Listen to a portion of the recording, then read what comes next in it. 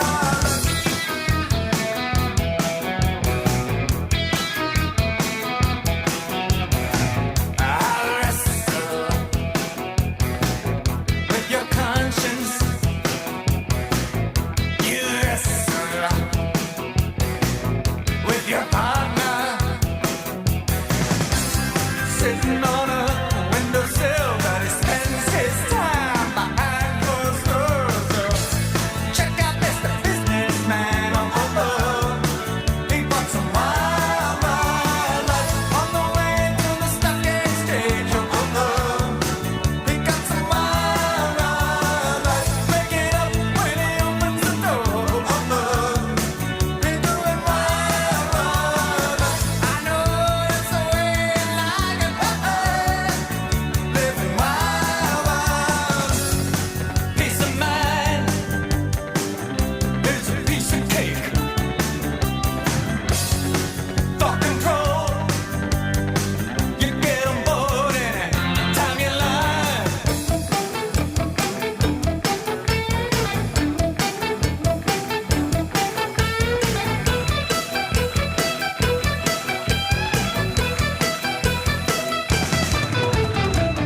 Like sitting on pins and needles, things fall apart. It's scientific. Sleeping on the interstate, getting wild, wild, like checking in, checking out, I got 'em wild, wild, like spending all of my money and time, don't too much wild, wild. We wanna go, where we go, where we go, I'm doing wild, wild. I know it, that's how we start, got some wild, wild. Take a picture, here in the daylight, hey, I'm wild, wild.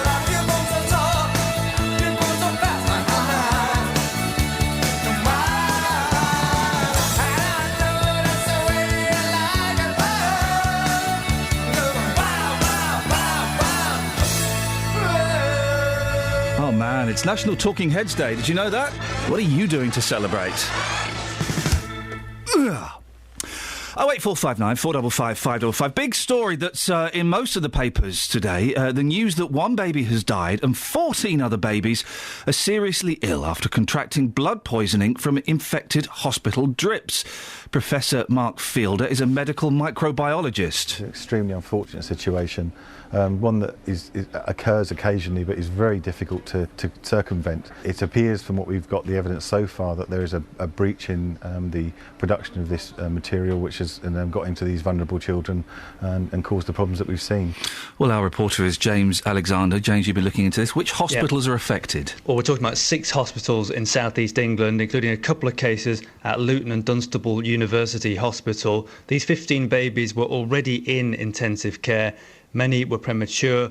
All of them were relying for their recovery on a liquid drip to deliver nutrients into their bloodstream because they were too ill to eat on their own. Now, it seems, Iain, that intravenous fluid has become contaminated with a bacteria that's called septicemia. One baby who is being treated at St Thomas's Hospital in London has died. The other babies affected are said to be responding to antibiotics. Oh dear, it's bound to be very worrying if you've got a baby in your family who's in intensive care this morning. Is this liquid food still in circulation? Is it elsewhere around the country? Well, we're told the supplier only delivers across London and the South East, and the use-by date on this contaminated batch was the 2nd of June. So officials don't think there's any more of this stuff in circulation. But as a precaution, an alert's been issued to all neonatal units across the country. If they have got affected stock, it must be destroyed. The health regulator says they're not expecting any more cases. James, I must have a suspicious mind. Whenever something like this happens, a contamination, I always suspect it's deliberate. Do we know if it was deliberate or accidental yet? Well, all the signs so far is that this was an accident rather than an act of sabotage. The bacteria involved, called Bacillus cereus, is very common. It's in dust, it's in soil, it's probably on the desk in front of you now. It seems it's got into these plastic pouches of food accidentally because these babies are so fragile, so vulnerable. It's had a devastating effect. And the company that makes the product, they've issued a statement, haven't they? Yeah, the company ITH Pharma says they're saddened by what's happened and they're cooperating fully with an NHS inquiry. They don't believe any other batches are affected. James, very, very sad story. We'll have more on this throughout the morning, of course. Thank you very much for that. across beds, hearts and bucks. This is Iain Lee. BBC Three Counties Radio.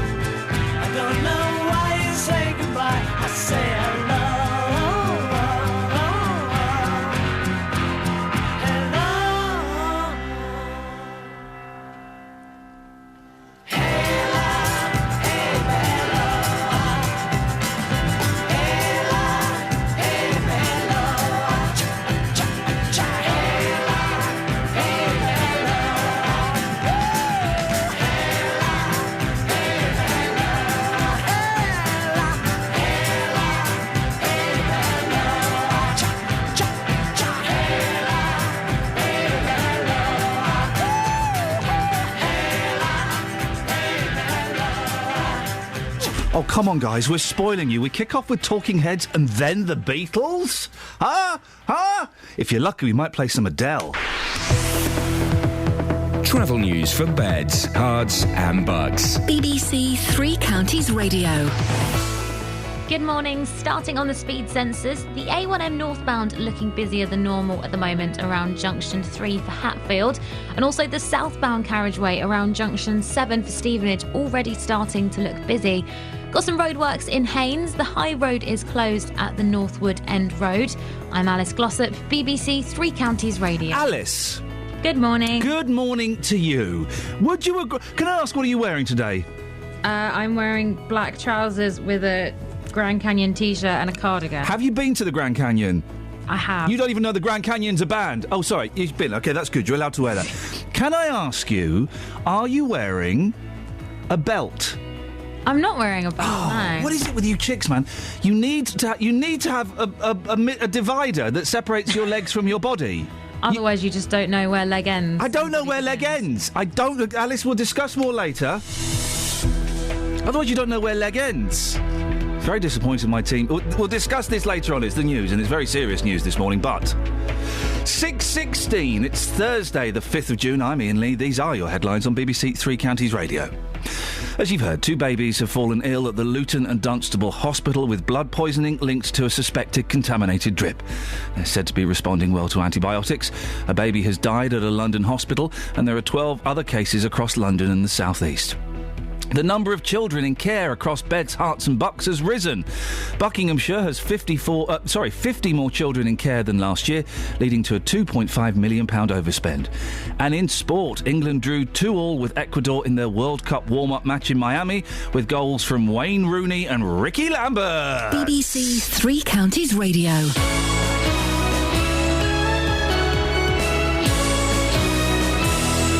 Every weekday morning. My show's called The JVS Show, 9 o'clock in the morning on BBC Three Counties Radio. Jonathan Vernon Smith. I deal with the consumer problems that affect people all over Beds, Herts and bucks. And I said, well, I didn't come all this way to be looking at a broken down hotel. Those companies, those councils, those organisations that are letting people down. This guy turned around and said to me that they're not prepared to pay me, and I said, so you're forcing me to take action. And he said, good luck, and put the phone down on me. I get my teeth into them. Oh, Jonathan, I'll start crying soon. We don't know what to do. Deal with them and hopefully get results for you, the consumers. And it got so convoluted, I thought there's only one person who can sort this out. The JVS Show on BBC Three Counties Radio.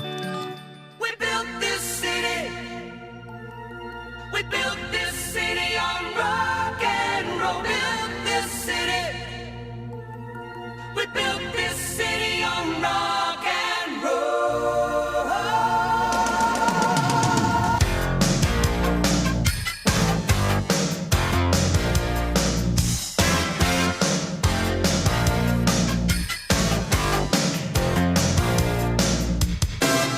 Say you don't know me, I recognize my face.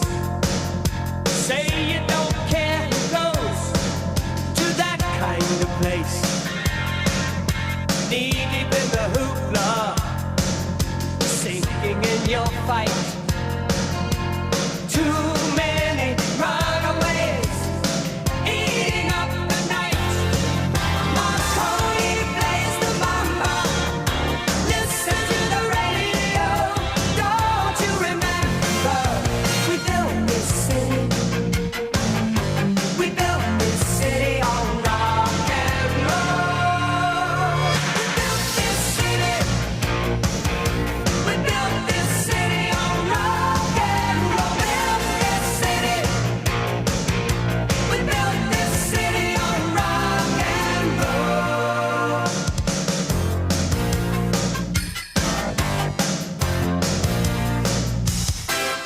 Someone always playing corporation games.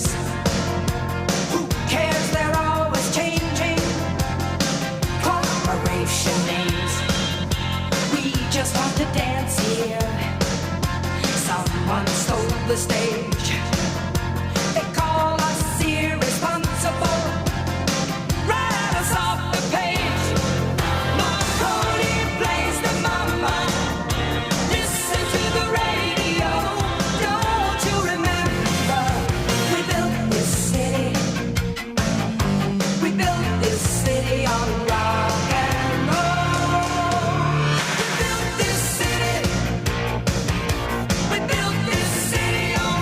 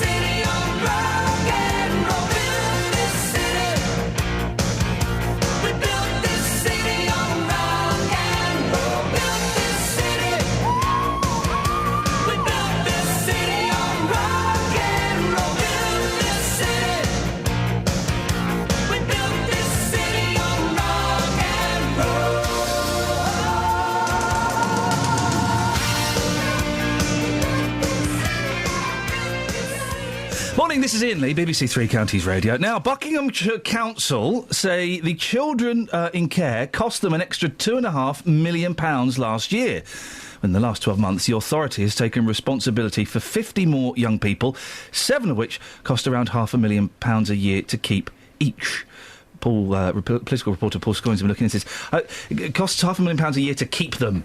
It's like they're rabbits or something. What does it mean? It's a huge amount of money, isn't it? Yeah, I mean, absolutely. Those children that cost around sort of £250 to £500 million a year each, they're quite rare. They often require secure accommodation.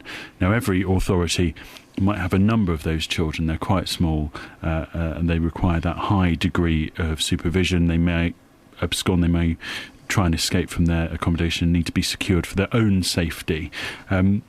The spend on children in care for councils is huge. It's hard to underestimate just how much of a budgetary kind of amount that this takes up for any council, really. I mean, if you think about roads, bins, libraries, leisure centres, the sort of thing that people, perhaps when they think of what their council spends their money on, that only accounts for around 10% of a council's budget. The vast majority is taken up with children's services and education. And that's going up in Bucks? Oh, it's going up in Bucks. It's going up everywhere. I mean, 50 more this year, meaning there are now 450 children in care. It's going up in Hertfordshire. There's only 4 more, but their figure is a lot higher, over 1,000. 30 more in Milton Keynes, nearly 300 children in care there. In Luton, there have been an increase of 9, so they're just shy of 400 children. And in Bedford, 263, that's an increase of 16 children, and their children's services also is overspending to the tune of just over £1 million. Why? Well, I mean, I think it's that some of the children are staying in care for longer, so they might go on to sort of university, third-level education, as they call it, and councils have to pay for that. What happens if you are in care, if you're a child in care, you are effectively the council are your parents, and they take responsibility for you, and as you would expect, they have to, fork out for children if they want to go to university, and I suppose that's a positive outcome, if you like, of the care system. We've also seen, in Buckinghamshire's case, an increase in children in need as well, so disabled children with complex needs, and they do cost a lot of money, and the council have to pay for that. There's also been an increase, double, in fact, the number of referrals into Bucks County Council's services, and that obviously means an increase in staffing costs. They have to recruit more social workers. And one of the things that councillors tell me is that the terrible affair over baby P is often cited as a reason of why this sort of a heightened sense of awareness of these sorts of incidents, and that's probably led to an increase in why those cases have been reported. What happens when a child goes into care? Well, it's all under the Children's Act, and a court can make a care order if it's satisfied that the child is suffering or is likely to suffer significant harm. Now, the child might be placed with another relative, a foster carer, or indeed into a children's home, and that care order can last until the child's 18th birthday, or an order is made giving the parental sort of responsibility to another person, perhaps through adoption. Perhaps they might return to their parents in some cases as well, and the court might just lift the order at that point. Every year, Ian, around 6,000 children are taken into care. Around the UK, there are currently 86,000 children in care of councils. Gosh, well, if you want to have your say on that, 08459 455 555. Are you wearing a belt? Yeah. Good lad.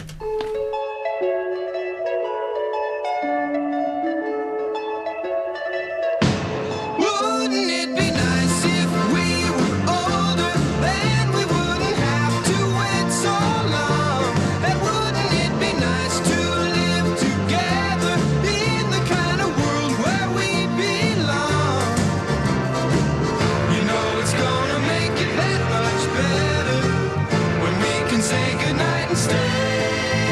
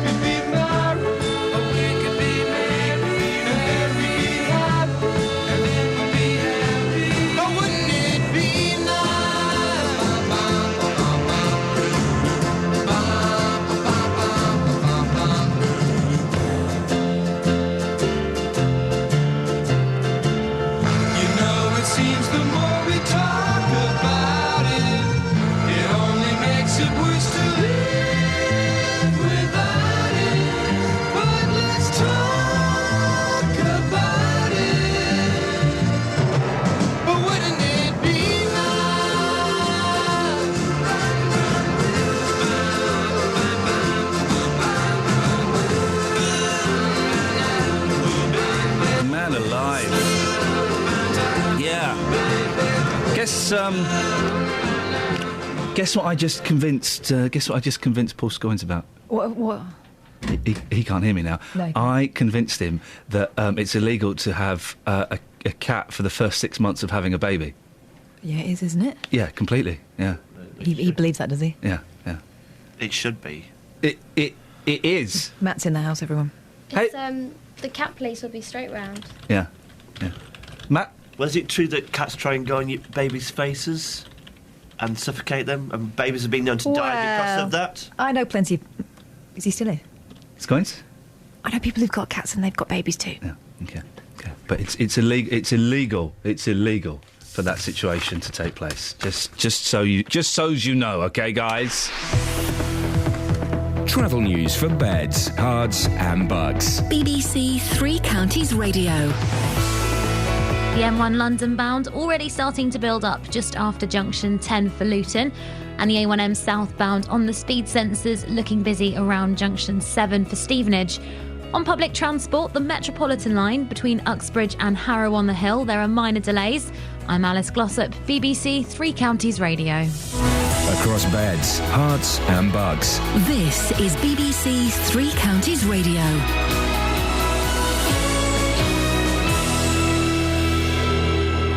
It's 6:30. I'm Simon Oxley. 2 babies have fallen ill at the Luton and Dunstable Hospital with blood poisoning linked to a suspected contaminated drip. They're said to be responding well to antibiotics. A baby has died at a London hospital. There are 12 other cases across London and the South East. The Lister Hospital in Stevenage and Stoke Mandeville in Buckinghamshire also received affected batches, but health officials say cases at these hospitals are unlikely. And the number of children in care across beds, hearts and bucks has risen. Buckinghamshire has 50 more children in care than last year, leading to a £2.5 million overspend. Three Counties Sports. BBC Three Counties Radio.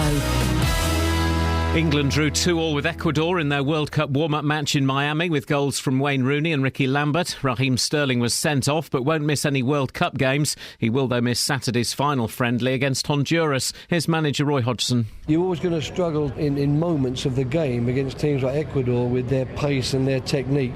But a large number of the opportunities, if you like, that they created for themselves were when we were really attacking, when we were going forward for all it's worth. And maybe what we've got to make certain is that we shore up a little bit better behind some of these attacking movements and make certain that it doesn't go directly against our back four. And it's been revealed that Arsenal's Alex Oxlade-Chamberlain will have a scan on his knee today amid fears he's suffered a ligament injury. Watford have confirmed that goalkeeper Manuel Almunia and defender Marco Cassetti are leaving the club, along with Nara Nosworthy and Fitz Hall. Luton have announced 3 home pre-season friendlies against Belgian club Royal Antwerp and League One sides Colchester and Peterborough. And Football League clubs are expected to reject the FA's controversial proposal for a B-team league at their summer meeting in Portugal today. Andy Murray's through to the French Open semi-finals after a 5-set win over Gael Monfils. Murray won the first 2 sets, lost the next 2 and won the decider 6-love. He'll play defending champion Rafael Nadal in tomorrow's semi-final. It was very tough because it was very windy at the start, very slow and heavy conditions, and I started well. When the wind calmed down, he started playing so much better. He was very aggressive, and some of the shots he chases down, it's incredible. He moves so well. I think the best out of anyone on the tour, so I was just lucky at the end that he started the 5th set badly. BBC Three Counties News and Sports. The next full bulletin is at 7.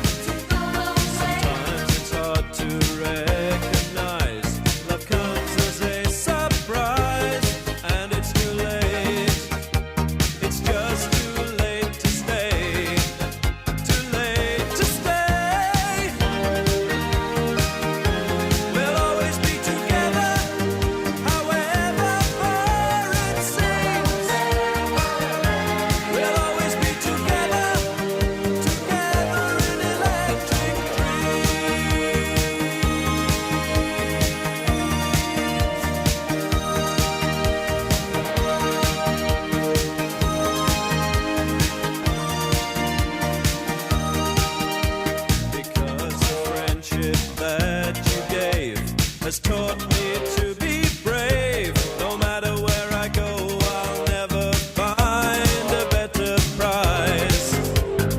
Oh, you're miles and miles away. I see you every day. I don't have to try. I just close my eyes. I close my eyes. We'll always be together, however far it seems. We'll always be together, together in electric dreams. We'll always be together, however far it seems. We'll always be together, together in electric dreams.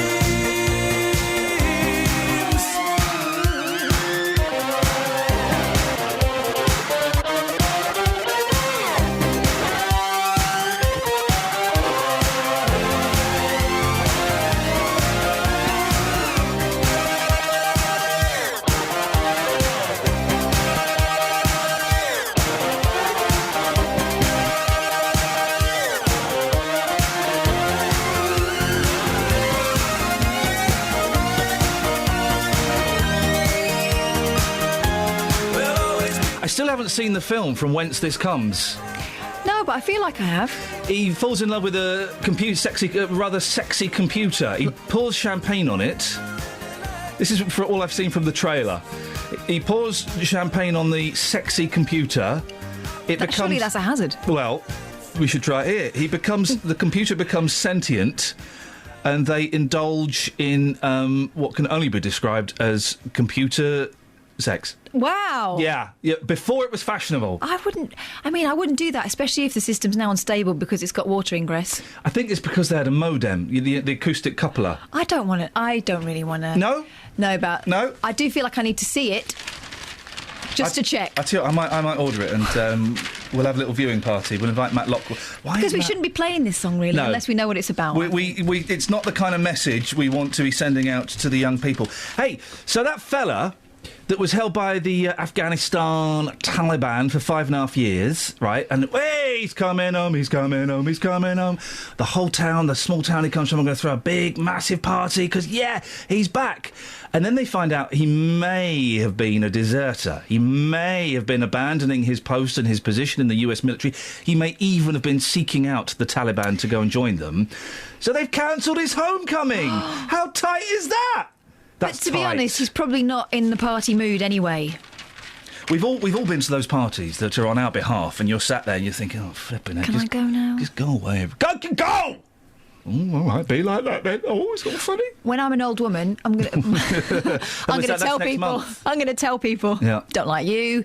I don't want to be here. I want to go home. Yeah. But now I'll nod and smile and be gracious. Someone's taken secret pictures of Barack Obama pumping off. Right. And we suspected he did, though. Yeah, it looks like he does. He looks like it, but these pictures have been taken. He's used to being on camera wherever he goes, but Barack Obama was probably expecting a little more privacy at the gym. In a potential security breach, the US president was secretly filmed working out in his 5-star hotel in Warsaw. So he's got some weights, and he's pumping off with these weights, OK? But those... I'm not being funny. The picture there, those weights are tiny. Yes, but Look how much effort he's putting... He's working that more than... He needs to work it, isn't he? You don't know what he's doing with his legs. That is very, very true. We just don't know what's going on with his legs. He might be doing something strenuous down below. A fellow guest at the Marriott Hotel, identified as Pole Jean Ekva, is believed to have captured the unauthorised footage on his mobile phone. Well, so that's his security's fault. They should have frisked all of the Poles there. Everybody should frisk everybody there, because Obama's lucky that was just an iPhone. It was Poland, so probably an iPhone 3, maybe. He was lucky it was an iPhone, not a gun. Yeah, serious side. Serious side of... But the other side of it is, in the gym, you should be entitled to a degree of privacy, shouldn't you? I know some people take pictures of themselves at the gym to prove that they are buff and that, but I think generally, if you're working out, you should be entitled to a degree of privacy. They have loosened the laws. When I was a regular gym goer, you weren't allowed mobile phones in there at all, verboten.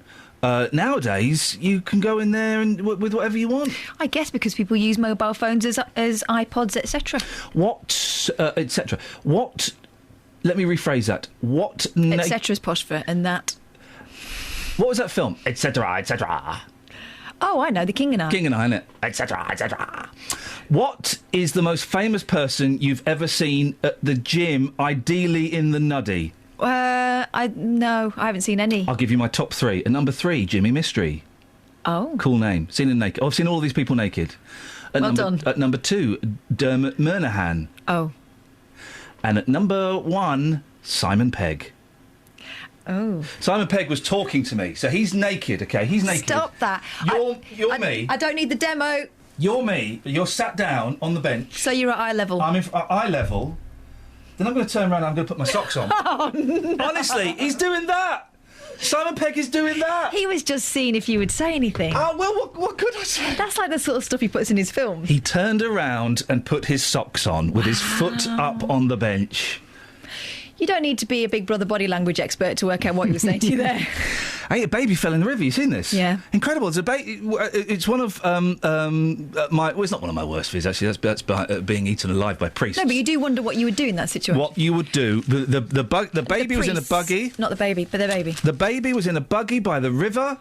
They're watching some boats, and I don't know if the brakes went or if the wind caught it, but the baby gets blown into the river. Is it the river or the sea? The quayside, so that would be the sea. You'd be straight in, wouldn't you? This is the extraordinary moment. A baby was safe. The baby's strapped in the pram as well. So if you're going down, you're not just lifting up a baby, you're trying to lift up a whole pram. Those things is heavy. Mm-hmm. Especially if you've got your shopping in the back. And those catches is stiff. And it?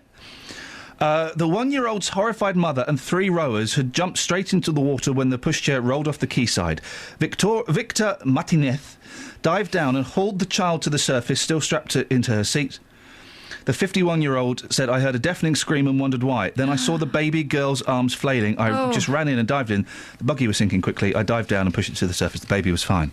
Incredible pictures! Yeah. There's a picture. Fuzzy picture. There's a fuzzy picture. You fill in the blanks. What you got?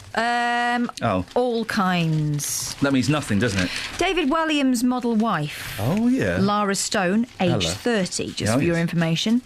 She reckons she got sacked for being pregnant. I mean, given that her job is wearing pants... Yeah. I think it may be the one job where you could be sacked for being pregnant. I don't know. Or you get different jobs for being pregnant. I don't know what she's whinging about. I don't want to see pregnant women in pants. Well, I mean, I do if I'm buying pregnant women's pants. But if you're buying... I've got to say something.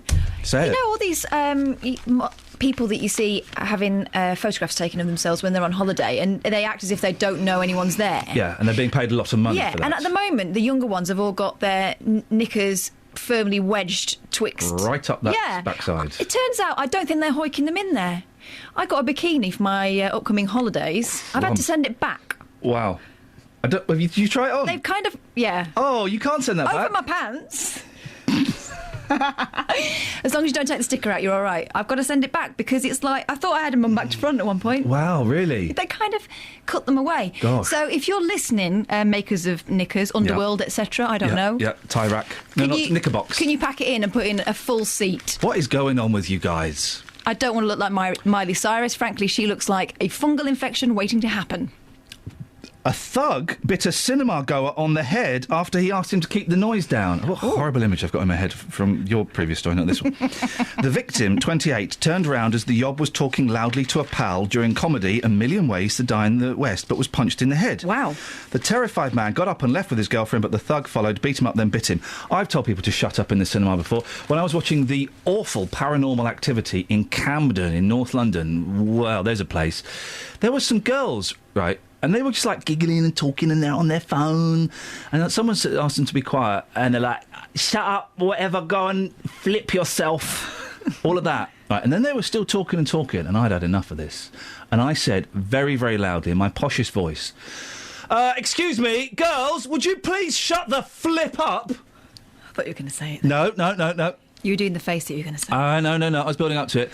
And it was my wife went, oh no, we're going to die. That would be my reaction. Do you know what happened? Oh, I'm really sorry, sir. Yes! Blam! So what did you do that the other person didn't? I put on a posh accent, I used abusive language, but in a firm, posh way. Went downstairs and complained after the film, got my money back. Really? Boom, shaka-laka-laka boom, binga-binga-bango. I would never have the confidence to do that. I would just sit there and tut. I was showing off. Quietly, so they didn't know. I was showing off a little bit because my wife's cousin was there from Greece, and I wanted him to think I was a tough guy. Surprised he didn't weigh in. They're not normally backwards in coming forwards. No, the Greeks. No, they don't. Well, they don't mince words. They don't mince words, do they? Well, they do. That's why I can't understand a word they're saying. Have you got any more? Should we come back after the travel? Because you've not done the. Oh, yeah. Travel news for beds, cards, and bugs. BBC Three Counties Radio. The M25 anti-clockwise looking heavy now on the sensors between junction 21 for the M1 and 16 for the M40. The M1 itself, London bound, heavy going after junction 10 for Luton. On public transport, the Metropolitan line between Uxbridge and Harrow on the Hill, there are minor delays. I'm Alice Glossop, BBC Three Counties Radio. Thanks, Alice. 6:45. It's Thursday, the 5th of June. I'm Iain Lee. These are your headlines on BBC Three Counties Radio. 2 babies have fallen ill at the Luton and Dunstable Hospital with blood poisoning linked to a suspected contaminated drip. They're said to be responding well to antibiotics. A baby has died at a London hospital and there are 12 other cases across London and the South East. The number of children in care across beds, Herts and bucks has risen. Buckinghamshire has 50 more children in care than last year, leading to a £2.5 million overspend. And in sport, England drew 2-2 with Ecuador in the World Cup warm-up match in Miami, with goals from Wayne Rooney and Ricky Lambert. Sorry? Nothing. I was just passing you the paper. Yeah, with great speed. I do apologise. Through the air. I do apologise. I'm so sorry. I just thought you might want to have a look at that. Let's get the weather. Here's Sarah. Beds, Herts and bucks weather. BBC Three Counties Radio. Yes, thanks very much indeed. Good morning to you. A much better day in prospect for today compared to the one we saw yesterday. Of course, we did have some dry weather around yesterday. A bit of brightness broke through at times as well, but generally it was pretty cloudy and it did feel pretty cold as well. Today, much, much better. We start with some sunshine this morning. There is a little bit of cloud actually just towards some parts of Hertfordshire, but it's pulling away nicely. And then we're going to have some good dry weather and some good sunny spells and feeling warmer with highs of 18 Celsius, 64 in Fahrenheit easily. Towards the London M25 area, we'll be seeing highs of 19 or 20 Celsius here. Now, the next couple of days are going to be pretty interesting actually for the weather. Tomorrow, things are hotting up. We'll be up into the low 20s Celsius, if not the mid-20s, and actually the humidity rising too. So tomorrow night into Saturday, right across the three counties, pretty humid and muggy night, and then we start to run the risk of some thundery outbreaks as well. We've got some showers drifting up from the near continent, thunderstorms tomorrow night into Saturday. Saturday, we run the risk of those right the way through the day. We've got a Met Office weather warning in force for them, because if you catch one, it could be pretty torrential between them, feeling quite muggy and warm, if not hot, and then it'll be a much calmer day and brighter and fresher on Sunday. And that's your weather.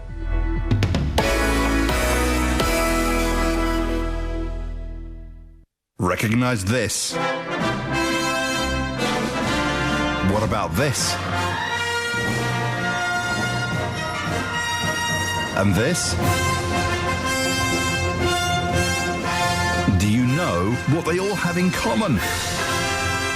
They were all filmed locally in Elstree, and tomorrow I'll be live from Elstree Studios to celebrate 100 years of filmmaking in the area. There was always different stars coming in and out. That was always nice about that. Every week there was a guest star, so that was lovely. You'll hear from some of the biggest names as we celebrate the stages and screens of Hertfordshire. You absolute traitor, you're a terrible traitor to work at Elstree. Celebrating 100 years of film and TV making in Elstree and Warrenwood tomorrow afternoon from 3 here on BBC Three Counties Radio. So this morning we are talking about, have you ever told anybody to shut up?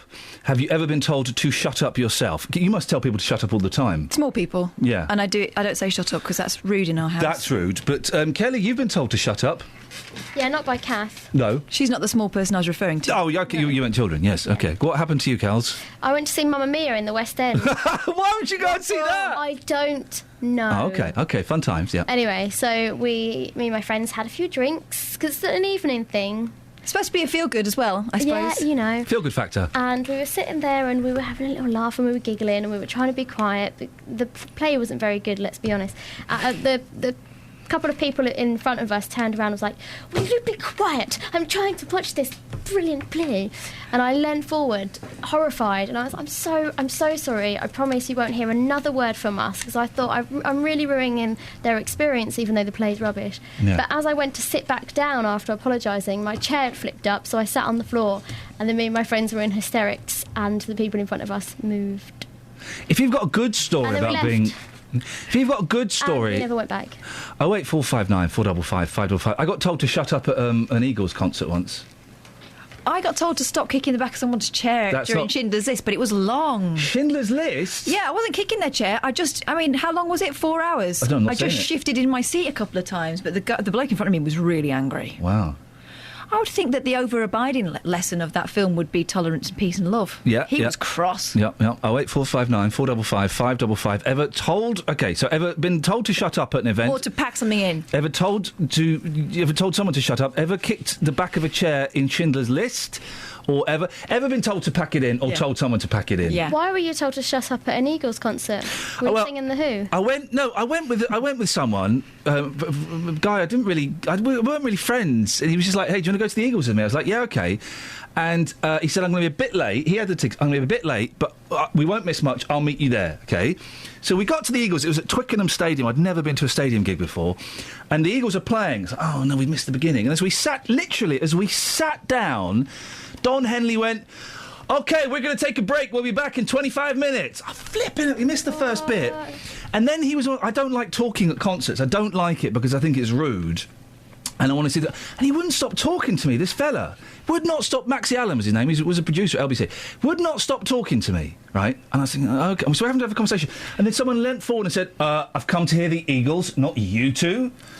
And Maxie then got a bit funny. And I'm like, no, I'm really sorry. And then he carried on talking to me. Ever been told to pack it in?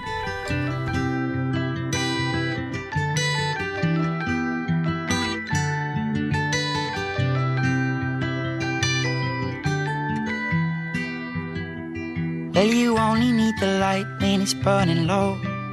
Only miss the sun when it starts to snow. Only know you love her when you let her go. Only know you've been high when you're feeling low. Only hate the road when you're missing home. Only know you love her when you let her go. And you let her go.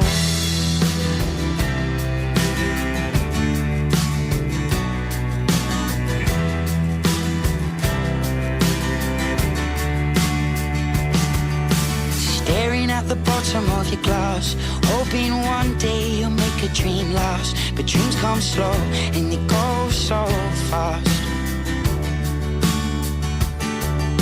You see it when you close your eyes. Maybe one day you'll understand why everything you touch surely dies. But you only need the light when it's burning low. Only miss the sun when it starts to snow. Only know you love her when you let her go. Only know you've been high when you're feeling low. Only hate the road when you're missing home. Only know you love her when you let her go. Staring at the ceiling in the dark. Same old empty feeling in your heart. 'Cause love comes slow and it goes so fast. Well, you see her when you fall asleep, but never to touch and never to keep. 'Cause you loved her too much and you dive too deep. Well, you only need the light when it's burning low. Only miss the sun when it starts to snow. Only know you love her when you let her go. Only know you've been high when you're feeling low. Only hate the road when you're missing home. Only know you love her when you let her go. And you let her go. Oh, oh, oh, oh. And you let her go. Oh, oh,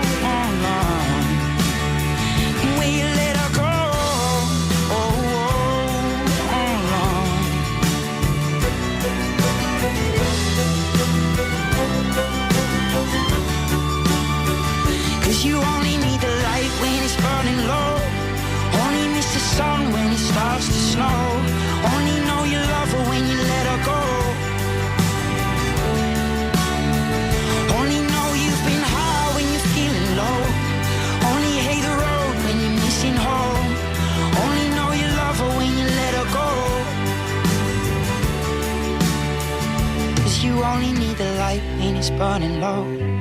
Only miss the sun when it starts to snow. Only know you love her when you let her go. Yeah, no.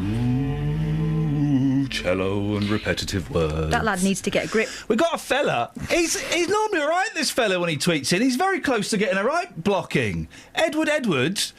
Iain, reduce the gross out, yucky and sad children stuff, please. I realise that is all female BBC producers think about. I wrote back saying, which yucky, sad children stuff, please? He's written back, 3 sad children stories in 40 minutes. Women are wired up for this. BBC have lots of women producers. Oh, you mean the story about there are more kids in care, which is a really big, important local story, and the story about a baby dying and 2 babies being ill in a local hospital that is the national news story that is a massive scandal. You mean those stories? Oh, yeah, OK, we won't do those stories anymore. Have you got any stories about willies that we can do? Because that's what this Muppet wants. I've got one about fast cars. Yeah, go on. Do one about fast cars. Edward, so good they named him twice. Yep. Police have taken possession of, they bought themselves one of those Atoms. Did you see it on Top Gear? No, I've never watched Top Gear in my funny. life. It's so fast it makes your face go funny. It looks like a dune buggy. Yeah, apparently it's the only way they can catch up with really fast motorbikes. I'm sure Edwards loves, because they're just for men. Yeah. So there you go, Edward. Fast cars for the police force, Edward. I hope that. Beep beep. Ah! Jim's on the line near Sainsbury's. Good morning, Jim. Kalimera. Kalimera. Do you know what? I'm giving up speaking Greek. I'm never going to speak Greek again. You are now. How do you say? What? Shut up. Stop. You're very boring in Greek.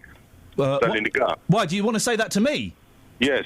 What? You want to say shut up, stop? You're very boring. Why would you want to say that, Jim? Today of all days. Σκάσε, σταμάτα, είσαι πολύ φρίαλος. What is, so you can't even speak it, it's your language, that's why I'm giving up. I give it just now. You're very boring, it's πολύ... What? I don't know. Why are you so... Yeah, okay. Fleros. Why are you searching... Yes, OK, Jim. Why are you searching so hard for such a hurtful phrase? It's only a joke. Come here, you big Greek lug. You're not properly Greek, you're Cypriot, but I won't hold that against you. I believe you're waiting to put some air in your tyres. No, I've switched the engine off now because I'm on the radio. Yeah, so good for you. That's a great tip from Jim. What would you like to say? Just been to Napa. Just come back from holiday in lovely Napa. Oh. Was it mental? It was very nice. It wasn't loud enough for us, actually, Iain, I must say. Yeah. They kicked us out of the club at 4:30 in the morning. What, for being rude? So we had to come home. Yeah. We're busy. Everywhere. We're doing Greek dancing, dodging hand grenades. Yeah, the Greek dancing with...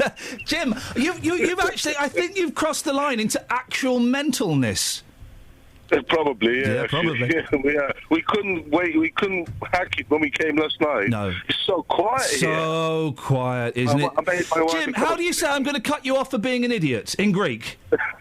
Θα σε κόψω διότι είσαι ηλίθιος. There you go. I couldn't have put it better myself. 08459 455 555 is the telephone number. Ever been told to pack it in? That's the question this morning.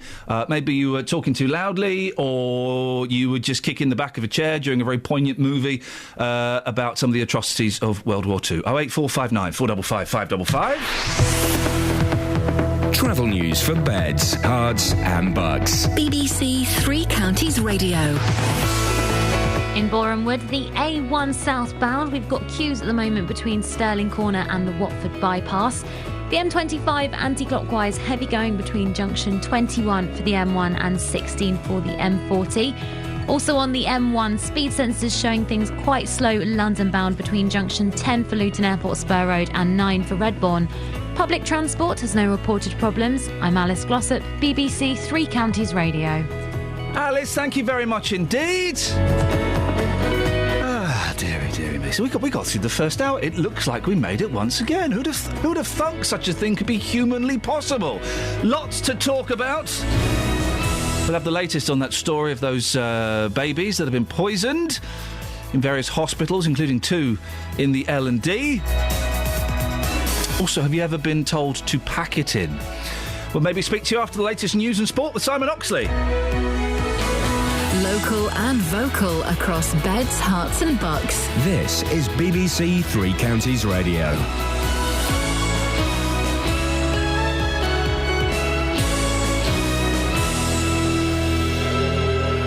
It's 7 o'clock. The headlines: 2 babies taken ill at Luton and Dunstable Hospital, rise in number of children in care, and 5-year ASBO for Milton Keynes beggar. BBC Three Counties Radio. 2 babies have fallen ill at the Luton and Dunstable Hospital with blood poisoning linked to a suspected contaminated drip. They're said to be responding well to antibiotics. A baby has died at a London hospital. There are 12 other cases across London and the South East. The Lister Hospital in Stevenage and Stoke Mandeville in Buckinghamshire also received affected batches of the liquid food, but health officials say cases at these hospitals are unlikely, as the BBC's James Alexander explains. The use-by date on this contaminated batch was the 2nd of June, so officials don't think there's any more of this stuff in circulation. But as a precaution, an alert's been issued to all neonatal units across the country. If they have got affected stock, it must be destroyed. The health regulator says they're not expecting any more cases. The number of children in care across beds, hearts and bucks has risen. Buckinghamshire has 50 more children in care than last year, leading to a £2.5 million overspend. More from our political reporter Paul Scoynes. The figures for Bucks include 7 children whose care can cost as much as £250,000 each per year. In Milton Keynes, there have been 30 more children, and in Bedford, an increase of 16. Councils have an obligation to provide care for vulnerable children, but councillors say the rising costs add enormous financial pressures to already cash-strapped authorities. A beggar from Milton Keynes has been given a 5-year antisocial behaviour order for being abusive and aggressive towards people who didn't give him money. Police say 29-year-old Jamie Cook from Fuller Slade has been causing problems in several locations across Milton Keynes for many months. They say he presents himself as homeless but has been living with his long-term girlfriend since 2009. Crews from St Albans have been dealing with a fire at a recycling plant in the early hours of this morning. 100 tonnes of wood chippings were involved at the site in Acrewood Way. BBC News has discovered that some major banks and credit card companies may have significantly underpaid the compensation due to customers for missold payment protection insurance. One expert's put the shortfall at around £1 billion. All the firms insist they've made every effort to pay the correct amount. Caroline Wayman is from the Financial Ombudsman Service. I think it's very clear. If it's caused by the missale of the payment protection insurance, then that should be given back to them. If it were to be found that there was any sort of widespread failure to carry out a proper calculation, that would most definitely be disappointing, yeah. Hundreds of D-Day veterans are gathering in France to mark the 70th anniversary of the invasion. Over the next 2 days, events will take place along the 50-mile stretch of the Normandy coastline, where Allied troops landed on 5 beaches on the 6th of June 1944. In sport, England drew 2-2 with Ecuador in their World Cup warm-up match in Miami, with goals from Wayne Rooney and Ricky Lambert. And Andy Murray's through to the French Open semi-finals after a 5-set win over Gael Monfils. He'll play defending champion Rafael Nadal tomorrow. The weather mostly dry with sunny spells. Still a chance of a shower, though. A maximum temperature 20 degrees Celsius. And you can get the latest news and sport online at bbc.co.uk/3 counties. BBC Three Counties Radio's big tour of beds, hearts and bucks. It has everything you could wish for. Good shops, character, life, nice people. It's all about where you live. There's lots of people around that we know. There's a really good sense of community. And all this week, we're featuring Stony Stratford. It's got character and you'll find something to do if you want to join in. The big tour of beds, hearts and bucks. BBC Three Counties Radio. Morning, this is Iain Lee, BBC Three Counties Radio. 4 minutes past 7, it's Thursday. It's pretty grim out, I think. Is it? Lots coming up on the show, including a drug company expresses sadness for newborns poisoned at the L&D. Buckinghamshire Council counts the cost of kids in care. Care. Oh, man, we found the loneliest lollipop man in the world. He's at a crossing that, well, why would anybody want to cross there? If you want to see a picture of him, facebook.com/BBC3CR. I'm tempted to send people down there to go and give him something to do. Because we're the BBC and we're not allowed to tell lies anymore, we just have to say that picture on Facebook is a dramatic reconstruction. What, it's the real Lollipop Man, but we have taken artistic licence with the setting. We have bended the... we photoshopped him. There wasn't really a tumbleweed there. No, there was no tumbleweed there. We'll give out his precise location and maybe you can go and have a little look later on. Facebook.com/BBC3CR. You can send me a text, 81333. Start your text 3CR, or you can give me a call, 08459 455 555. Across beds, hearts and bucks. This is BBC Three Counties Radio. We've got some texts here. Liz has texted in, can you tell me where Justin Dealey is? I missed the show on Monday. I haven't heard him since, and I see he's not doing his Saturday shows for the next 2 weeks. Thanks, Liz. Well, Liz, unfortunately, Justin was in on Monday. His behaviour crossed several lines, and he's been suspended for 2 weeks. By that, he means he's gone on holiday and isn't suspended at all. And he's probably having a really nice time. And his behaviour was no more over the line than usual. That's not to say it wasn't over the line, but... So he's off. He'll be back in a couple of weeks when the suspension is lifted. And he'll be thinking of you the whole time. Excellent stuff. Thank you very much indeed. 08459 455 555 is the telephone number if you want to give us a call. Now, there's a very sad story that's in most of the papers this morning. A batch of contaminated feed is thought to be the reason why 2 babies at the Luton and Dunstable Hospital and 12 others across the southeast are being treated for blood poisoning. A newborn died at St Guy's in London on Sunday after being drip-fed from the same batch. Joining me now is Professor Mark Fielder, Professor in Medical Microbiology from Kingston University. Good morning to you, Mark. Good morning. Very, very sad story. Are we sure that the feed is the problem here? Could it be anything else? Well, the speculation is at the moment that it's the feed. There seems to be some evidence that, according to the Public Health England, strongly links the feed with this very, very sad outbreak. What exactly is the infection? What is it that these babies have got? Well, it's an organism called Bacillus cereus, which is an organism that actually exists in the environment with quite a lot of prevalence. It's around us all the time and doesn't normally cause us too much of a problem. If it does cause a problem, it normally is in gastrointestinal disease, but diarrhoea and vomiting from swallowing it. The problem we've got here is the fact that if it is in the feed, which is what the speculation is at the moment, that it's gone into the baby's bloodstream, and that's caused, very sadly, this blood poisoning. And these are ill or at least very weak babies anyway, aren't they? So they're I mean, would they have stood a better chance of fighting it if they had been healthier babies? Well, you're right. They are unwell babies. They're premature babies, and this sort of feed that's been given is given to a lot of people who are very vulnerable, who can't perhaps take food through the normal oral mouth route. So we are dealing with some very vulnerable patients. Now, when you get an organism in something like the bloodstream, that's a problem in itself. When you compound that with the babies being not so well in the first place, then unfortunately you get this potential outcome. We know that one baby has very sadly lost its life. The others are on antibiotics. Should that deal with it effectively? I think it's very likely that it has, being that these children were all affected at a similar time, and the fact that, thankfully, we haven't had any more deaths reported. Couple that with the release from the Public Health England that suggests that the babies are responding well to antibiotics. We very much hope that this is now coming to the end of the problem. How could it have got into this process? Is it a lack of hygiene? What could it be? It's actually quite difficult to say at the moment, and to be honest, anything I say at this point in time is nothing more than speculation. The investigators have gone into the pharma company to try and establish exactly how this happened. So what they'll be doing is looking at the entire process of production, and in looking at that, they will try and establish where this organism got in from the environment into this product, if that is indeed the case. And this is things like this, infection in drips and in things that are given intravenously. It's very rare, isn't it? Yes, it is. It's rare. Assuming that it has got in via the drips route, which seems the most likely at the moment, that is a very unfortunate event, because drips are used routinely in hospitals across the world, and you don't hear of this situation very commonly. So it's a very unfortunate incident. And finally, Mike, what would the symptoms of this infection be? How would it affect these children? Well, it's in the case of these babies, because you've got a blood-borne infection, then their temperature will have risen sharply, and the organism, as it starts to grow in their blood, can release toxins, which starts to cause a number of physiological events, which makes the babies very unwell.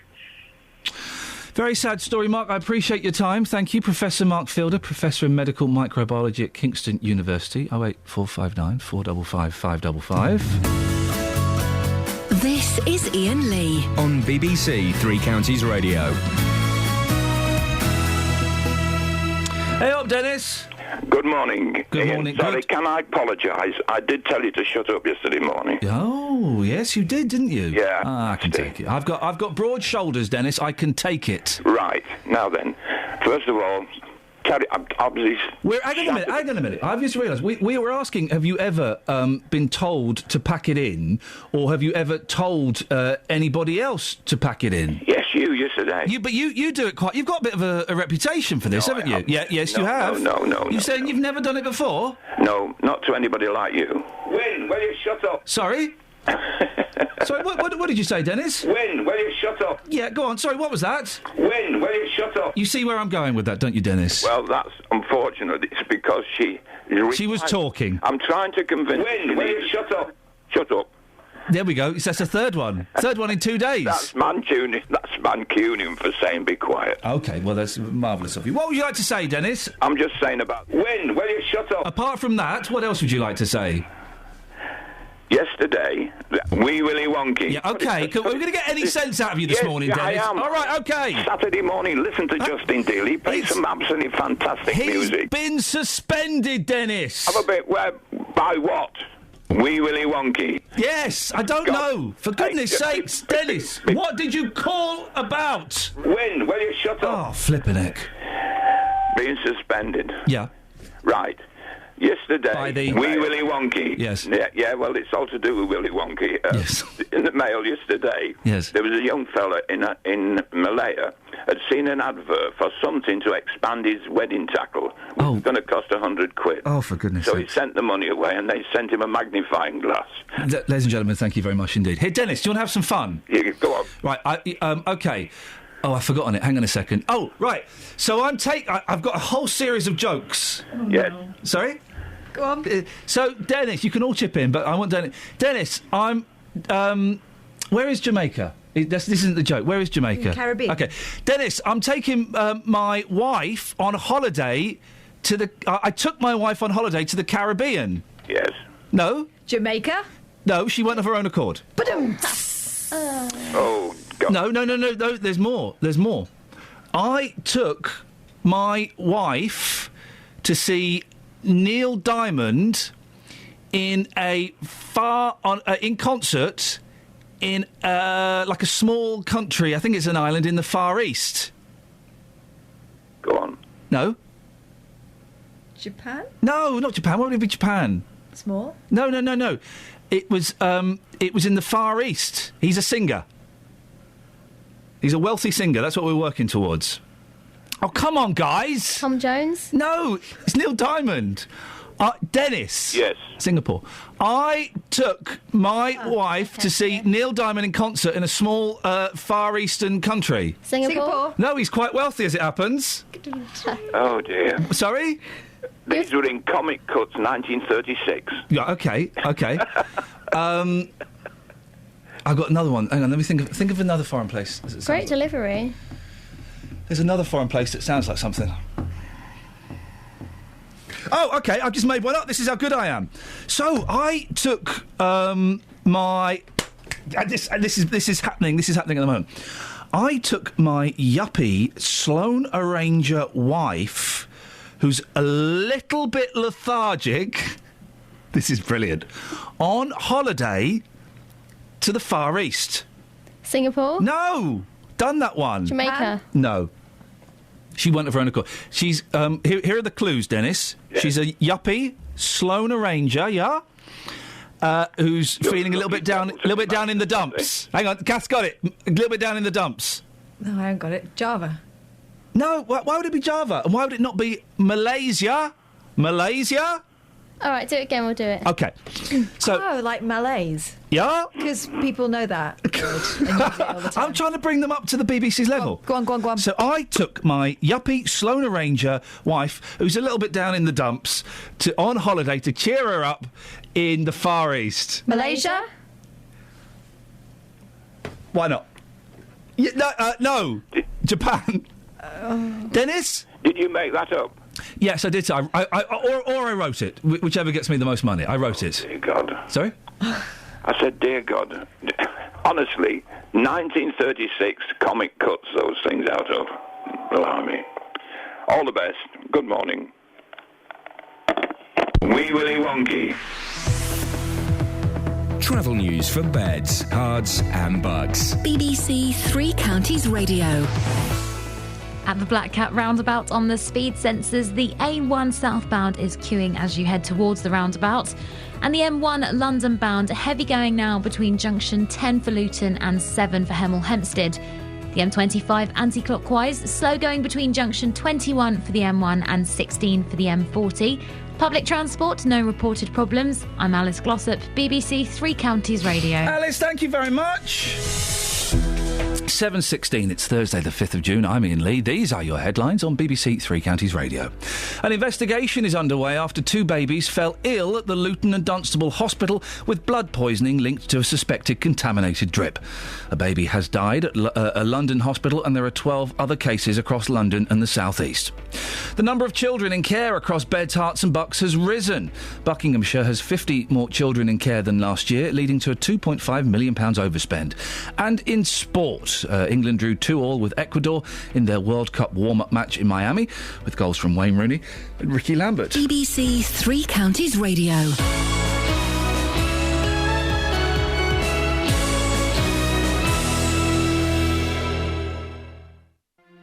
World War I at home on the BBC. After we'd done all our donkey work, the army saw that we had made good. Revealing untold stories. The members of the society would welcome an opportunity of doing something to help the patient and faithful creatures whose lives were being sacrificed in the service of our country. Discovering local memories. I need not say again what my predecessors and I have felt as to the immense help you gave the government by allowing us to make trials in secret at Hatfield. World War I at home. He asked her to come and organise Rest Park to be turned into a convalescent home. The torpedo got us in our forward magazine, thereby killing everyone forward. World War I at home. Every morning this week from 8:15 on BBC Three Counties Radio. Oh, Tony's in Milton Keynes. Good morning, Tony. Good morning. Tony, what would you like to say, boss? Well, first of all, Kelly appears to tell me you're an intelligent man. That's correct. My rating of Kelly has gone down. Oh, hang on a second, Tony. Can I just ask, yes. How many episodes of The Weakest Link have you won? The Weakest Link. Is that a programme? Yeah, so I've won one of those. And how many episodes of Mastermind have you won? About half of one. Yeah, OK, I've won a whole one, Tony. I've got a trophy, so... I was on 15-1 years ago. Did you win it? No. Out like a bolt of lightning. They've brought 15-1 back, and I'm reluctant to watch it because it's not got William G on there. Is it any good? No. No. Not the same. No, not the same. No, William G had a sort of gravitas, didn't he? Didn't he? He also directed Love Thy Neighbour. Did he? Yeah, I know, it's weird, isn't it? He's gone from being one of the best quiz hosts, and he also directed a very dated 1970s sitcom. Anyway, Tony, we've proved that I'm cleverer than you. What would you like to say? Right. Question I'm doing for my degree in consumer law. Yep. And it asks me to differentiate and explain the difference between unlawful and illegal. OK. What do you reckon? What? What's the difference between unlawful and illegal? I'm looking forward to hearing the punchline. Is it got something to do with mother-in-laws? No, unlawful's against the law. Illegal's a sick bird. Ladies and gentlemen, I thank you very much. Hang on a second, we need something to celebrate that. Yes, we need this.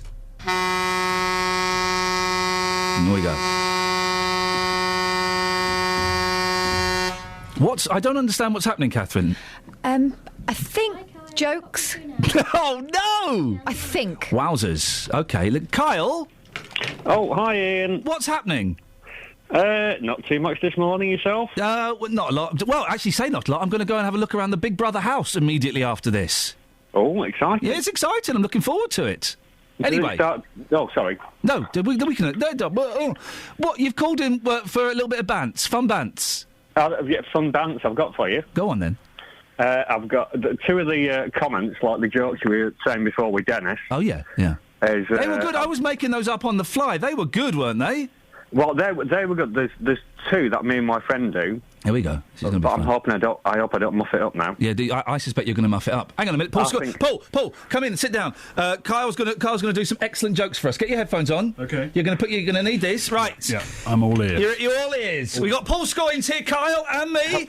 Oh, he's got two jokes he's going to do for us. He's hoping he doesn't muff it up, and I'm wishing him the very, very best of luck. I'm touching wood. Away you go, Kyle. Okay. Over to you.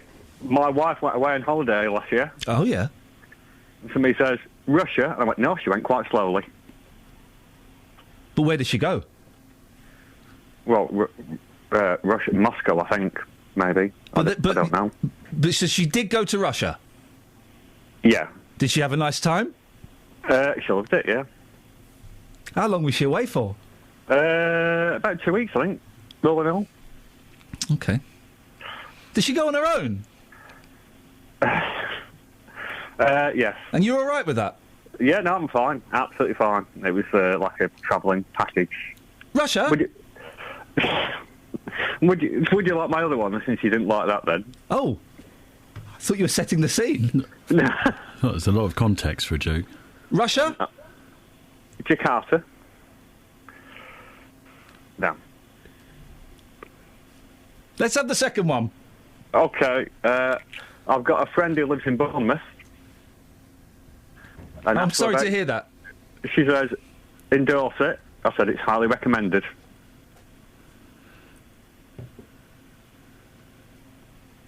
It is nice there. Beautiful part of the country. So great beaches. Man, the beaches in Bournemouth are brap. That what? It is good. I would endorse it as well. Thoroughly. Yeah. Should we get on to these jokes then, Carl? Because we're running out of time a bit. Yeah, I think I'll just go now. I feel like I've let you down. I feel like I've let you down, Paul down, the team, and myself, really. Sorry. We'll leave it at that then, shall we, Carl? All right then. Cheers, Ian. Bye, mate. Bye. Across beds, hearts and bucks. This is Iain Lee. BBC Three Counties Radio.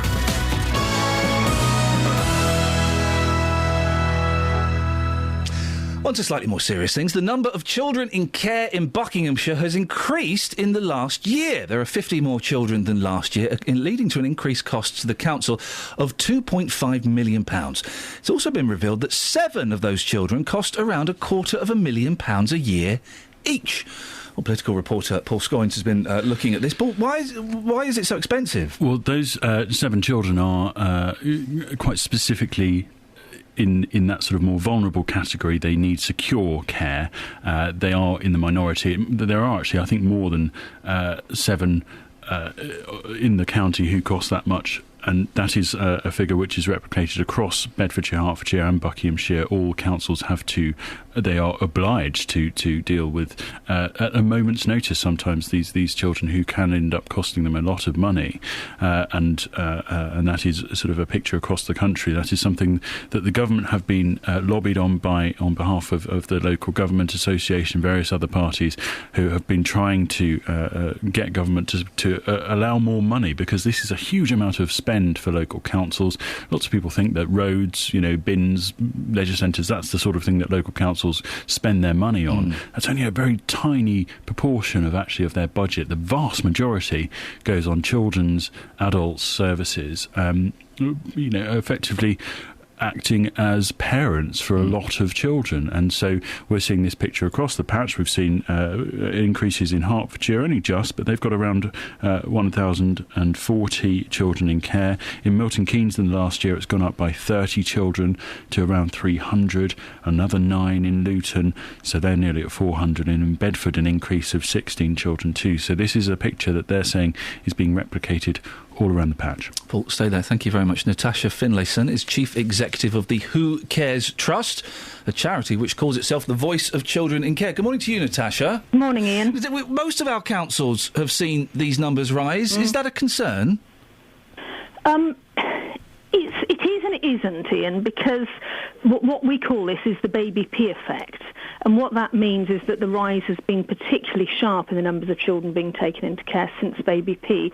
So that reflects the awareness among social workers of what might be going on in some homes and might be being disguised by parents and fairly hard to detect, and the disastrous consequences for a child if the social workers don't act. So they become very risk averse. Their decision making would fall on the side of taking the child into care rather than potentially leaving them in a life-threatening situation. Natasha, we've had a couple of tweets suggesting that maybe sometimes social workers are a little bit overzealous in their putting children in care. Do we always get it right, or do we sometimes go over the top? Well, social workers are professionals, but they're humans as well, and we all make bad decisions, or sometimes, don't we, in our professional lives. So, of course, nobody's going to say every single decision is right, because these are really, really hard judgment calls to make, particularly if a child, if there's no signs of physical abuse. It's very hard for social workers to make that decision about whether or not a child is suffering severe emotional neglect. But, of course, it's not social workers' decision, it's the court's decision. This idea that social workers are all powerful and can snatch children is, it doesn't work like that at all. There's lots of people at different levels involved in that decision, and ultimately it's a court's decision about whether or not there is a threshold of evidence to justify this incredibly drastic act of taking a child away from its parents into the care of the state. Some of these kids, and I know it's a very small minority, but some of them, they have huge amounts of money spent on them, sometimes as much as £500,000 a year. What's that for? That's for the children who have experienced very severe abuse from a very early age. Let's not beat about the bush. I know it's a breakfast show, but when we talk about abuse, we mean children who are being violently attacked, who are being raped, who are being exposed to horrendous things within that household. They're very damaged, they're very traumatised, the effects are long-term and far-reaching. Think about baby P. If he hadn't been killed, if he had been taken into care, he would have been one of these children who need this expensive care. They need, lots and lots of therapy, they need round-the-clock care, they need to be in specialist places that are right to care for them before they can then perhaps go on and stay with a foster family and start to be reintegrated into mainstream school and pick up some kind of life. What happens when a child goes into care? Well, they'll be placed with either, depending on the nature of the problems that the child has, with foster parents. So 3/4 will go into a foster home, and the rest will go into a children's home. That tends to be the older children from about 14 up. Perhaps if their behaviour is particularly challenging, then they'd be more likely to go into a children's home. But then again, there's that small proportion that we were talking about, some of whom you have in your area, whose needs are very, very complex. They could have disabilities as well. They could be self-harming and suicidal. They could be a danger to other people because they're acting out the violence that they've experienced and seen in their homes. And it's absolutely right that we do spend this money on them. It's very complex trying to heal and support and care for these children. Natasha, thank you very much indeed. That's Natasha Finlayson, Chief Executive of the Who Cares Trust, a charity which calls itself the voice of children in care. I'm getting very tongue-tied this morning, Paul. It is incredible that it's going up, and it is the amount of money that's being spent is a lot. I think people will be hard pushed to argue against it, though. No, absolutely. And I have to say, when you do go out on, and I've gone out and asked, in these street interviews, Vox Pops before, asking people where they think their council money's spent, and in the most cases, people think it is, understandably, the stuff that you see. So your swimming pools, your leisure centres, your roads, potholes, those kind of things. actually, that is, and I think it's really worth underlining, just such a small amount of money when you talk about the whole amount of money that councils are spending. If you're talking about a pound, that's probably only 5 to 10 pence of every pound goes on those things. The vast majority, around 30 pence in the pound, goes on, 50 pence in the pound goes on children's services, education and so on. So it's a huge amount of money that councils have to spend. Paul, thank you very much. 08459 455 555. Travel news for beds, cards and bugs. BBC Three Counties Radio. The M25 anti-clockwise, heavy going between junction 20 for Kings Langley and 16 for the M40.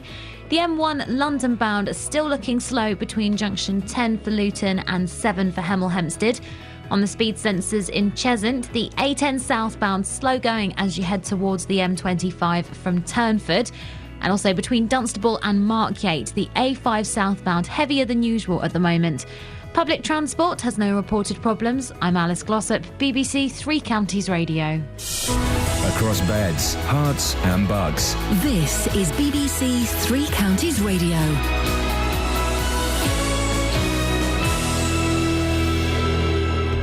It's 7:30. I'm Simon Oxley. An investigation is underway after 2 babies fell ill at the Luton and Dunstable Hospital with blood poisoning linked to a suspected contaminated drip.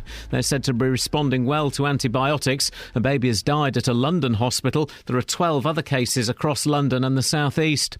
The number of children in care across beds, Herts and bucks has risen. Buckinghamshire has 50 more children in care than last year, leading to a £2.5 million overspend. And Hertfordshire Fire Service will be staging a major training exercise at the Bunsfield Oil Terminal in Hemel Hempstead this afternoon. Residents are being asked not to worry if they see a large number of emergency vehicles heading to the site, the scene of a major fire in 2005. Three Counties Sports. BBC Three Counties Radio. England drew 2-2 with Ecuador in their World Cup warm-up match in Miami with goals from Wayne Rooney and Ricky Lambert. Raheem Sterling was sent off but won't miss any World Cup games. He will, though, miss Saturday's final friendly against Honduras. Here's manager Roy Hodgson. You're always going to struggle in moments of the game against teams like Ecuador with their pace and their technique. But a large number of the opportunities, if you like, that they created for themselves were when we were really attacking, when we were going forward for all it's worth. And maybe what we've got to make certain is that we shore up a little bit better behind some of these attacking movements and make certain that it doesn't go directly against our back four. And it's been revealed that Arsenal's Alex Oxlade-Chamberlain will have a scan on his knee today amid fears he suffered a ligament injury. Watford have confirmed that goalkeeper Manuel Almunia and defender Marco Cassetti are leaving the club, along with Naren Nosworthy and Fitz Hall. And Luton have announced 3 home pre-season friendlies against Belgian club Royal Antwerp and League One sides Colchester and Peterborough. Andy Murray is through to the French Open semi-finals after a 5-set win over Gael Monfils. He'll play defending champion Rafael Nadal tomorrow. Here's Russell Fuller. Having won the 4th set at a canter, Monfils was perfectly poised to cash in on the remaining 30 minutes of light. Just 24 minutes later, however, Murray was celebrating victory. Testimony again to his phenomenal mental strength. He's now won 14 of his last 16 5-set matches, and this one was contested deep into enemy territory. The 2 5-set matches he's already played may take their toll on Friday, but Murray is playing as well as he ever has on clay. Not that Nadal looks in any mood to relinquish his title, having won 12 of the last 13 games against David Ferrer in his quarter-final. BBC Three Counties News and Sport. The next full bulletin is at 8. Call 08459 455 555. BBC Three Counties Radio. Literally, this very second managed to get Paul Scoins out of my studio. I know. Guys! Chatterboxes. No, I was doing the get... He's coming back in. He's in here. He's in. I was doing the get the Scoins out of the studio signal, and you didn't. You left him there with me. Well, he looked like he was enjoying himself. He's very upset. Someone. We know we have a little game where we phone up Paul Scoins. I phone up Paul Scoins anonymously. Yeah. And I don't say anything, right? Well, someone, I don't know who it is, has given his number to a professional T-shirt printer. Really? Yeah. Why would they do that? I don't know. And this professional T-shirt printer started phoning him up anonymously. This is getting out of hand. Hey! Oh, look at that! It's like one of those zombie films. Oh, his phone's off. Yeah. Scoinsy standing in the corridor. The what? There. The what door? The corridor. Oh. What? Isn't it corridor? Is it corridor? I say corridor. Do you say toothpaste? No. It's not really a door, is it? He's really uncomfortable looking, isn't he? I can just see a shadow. Oh, he's doing the going down the escalator thing. I didn't know we had stairs outside that window. Gosh. Oh. up in the lift. 0845. Let's put the phone call straight through. Let's just do it. Who's up? Kelly, who's up first? Put them through. Maybe you should ask the question again. Okay, who's up first, Kelly? Have you ever been told off by a stranger? Call me now. 08459 455 555. If you haven't, we'll tell you off. I could call Dennis again. No. Just put whoever's first up. Just put them straight through. It doesn't matter. Go on. Who we got? Hang on a sec. There seems to be a problem with the system. Just put them through. Whoever's called up, just whack them through. Just whack them straight through. I'm in that kind of mood today. Come on. I don't. No holes barred. Let's just put them straight through. Okay. Just getting it. Okay. Here it is. Here we go. Who have we got? Put them straight through to line. Put them on line 1. Okay. Hello, line 1. Who's this? Hello. Who's this? It's Clary. Clary! Fine. We've not heard from you from ages. Oh, yeah, I've been so busy. What have you been up to? Just this and that. Yeah, bit of this and a bit of that. Bit of this, and mostly that, really. Yeah. That's been the main thing. What about you? Well, I've been doing the radio show, haven't I? Oh, I forget you're on the radio. Well, yeah, that's where you've... I'd love you to... It's funny, because you've got really kind of similar irritating voices to our Kelly Betts, but she's nipped out. Where's Kelly gone, Kath? Lou, I think. Thanks, mate. Sorry? Thanks, mate. She says that as well. Who? Kelly Betts. Oh, that's nice. Yeah. So what you got planned for today? Maybe that. What? This and that. Okay. Well, that's great. That's great news. Have you ever been told to pack it in? No. Have you? Yeah, it's not the best call, Kath. Put someone else through. Hey, that's really mean. It is mean. Well, say goodbye to you, Clary. Come back in. Okay. Kelly, come back in. Come back in, Kelly. I'm Clary. What? I'm Clary. No, I know. I'm telling Kelly to come back in. Why are you saying it to me? No.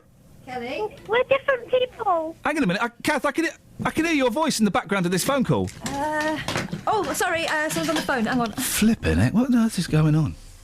08459 455 555. Should we have a look at the front pages of the papers? I've thrown the Sun have got it in for Justin Bieber. The Sun have got it in for Justin Bieber. I sang this, I'm sorry. Bieber world exclusive. Brat grovels over the N-word. He's been caught on camera quite a few times saying the N-word. Do you know what? My thinking is coming round on this ever so slightly. Ever so slightly. We always hear the N-word. We don't always hear it, but the N-word. And I'm talking about... See what you think about this, Catherine, right? We hear the N-word. When I say the N-word, I mean the phrase, the N-word. Not the actual N-word. Right. The phrase, yes. The N-word. Right. And I've been thinking about this a lot. We've had Clarkson saying the actual N-word. Mm-hmm. We've had Bieber saying the actual N-word. Yes. And we have the papers saying the phrase, the N-word. Yes. If we just say the actual N-word, don't we disempower it? Don't we just... Doesn't that take the power away from it? I think it's too delicate a word for us to use. And when you say us, do you mean us in the context of the radio? Radio. Yep. Because there are people who don't know it's coming. Well, it's like I wouldn't say the F word or the S word or the C word on the radio. Yep. Exactly. Yep. But I also think, as white people, we can't make that call. I think we can. Because they were using it flippantly. This is the worst thing, that they were using it flippantly. But I'm surprised if we were to have a private conversation, and this is, hey man, we're kind of getting into, not metaphysics, but if we were to have a private conversation about the actual C word. Yes. We would say the actual C word. I don't feel massively comfortable using that word. Why? Don't like it. It's ugly. I think it's ugly. It's an ugly word. But and so's the other words. But they're just words, though. It's not as if I'm punching you in the face. However tempted I am to do that, it's not as if I'm doing that. I'm just saying a word. It's weird, and I can understand why people are uncomfortable around these words. Of course I can. But But it's just words. Should we be censoring... But they're so loaded. Yeah, but they're just words. They're just words. And if we say... There's a very famous Lenny Bruce routine where he goes around saying the N-word because he's disempowering. I tell you what got me thinking about the N-word. The phrase the N-word and the actual N-word is I was listening to an audiobook of one of my favourite comedians, David Cross. He's an American comedian, and he uses the N-word in it. And I kind of thought, this is making me uncomfortable. Why is it making me uncomfortable? Actually, it's only making me uncomfortable because I've told I should be... society dictates that I should feel uncomfortable with this word. Actually, in the context he's using it, it's fine, and it doesn't bother me at all. I can't quite get my head around it, but I just think we kind of... pussyfoot around words is another one you probably can't say. But around words that, if we just kind of grabbed them and used them, we give them too much power. Yeah, but are we grown up enough as a society to do that yet? In the context that he's saying, he's doing a silly racist song, Bieber. Okay, ridiculous. Okay, fine. But I don't know. I just kind of think that, they're just words. It's not as if we're running around with a handgun firing off shots in the supermarket. I know what you mean, and I'm not the sort of person who shies away normally from things that are difficult to talk about, but that is one of those things. It would never occur to me to use that word. No. And there aren't that many conversations I have about that word. No, but upstairs... we had a conversation about Justin Bieber using it, and we didn't say the N-word. We used the phrase... We didn't talk about him using the word, we just called him a plum, didn't we? Yeah, but it would have been... I would have been awkward and uncomfortable for us to use the actual N-word, saying, Justin Bieber said... Justin Bieber said the actual N-word. Or is it good that it's shocking now, because it was thrown around and used carelessly to suppress so many people for so long? Is it good that we're shocked by it? Does it mean that we're waking up? Here's another thing. I'm doing Big Brother starts this week, and before each series of Big Brother, we have what is called a compliance meeting where we sit with two lawyers, and they kind of tell us, what we can and what we can't say and what we should expect and blah, blah, blah. And last year, there was rumours that... that last year, for the Celebrity Big Brother, it was talked about that someone might be going into the house who uses the N-word freely because of their culture and their background. And in that meeting with the lawyer, the N-word was said about 35 times. The actual N-word. By the lawyer? By the lawyer and by other people in that room. Okay, it was used in a free discussion of, can we use this word, yes or no? The word was said, and it was put in various different contexts. Okay? We had the same meeting this week with a different lawyer, and they said the phrase the N-word as opposed to saying the actual N-word. Now, what's the point I'm trying to make? I'm not quite sure. I just think that it's got too much power, and we could kind of take the power back. It's like, I don't know what it's like. I don't know, I'm going off on a slight tangent. I'm trying to get my head around it. It's like the B word used to describe women. No.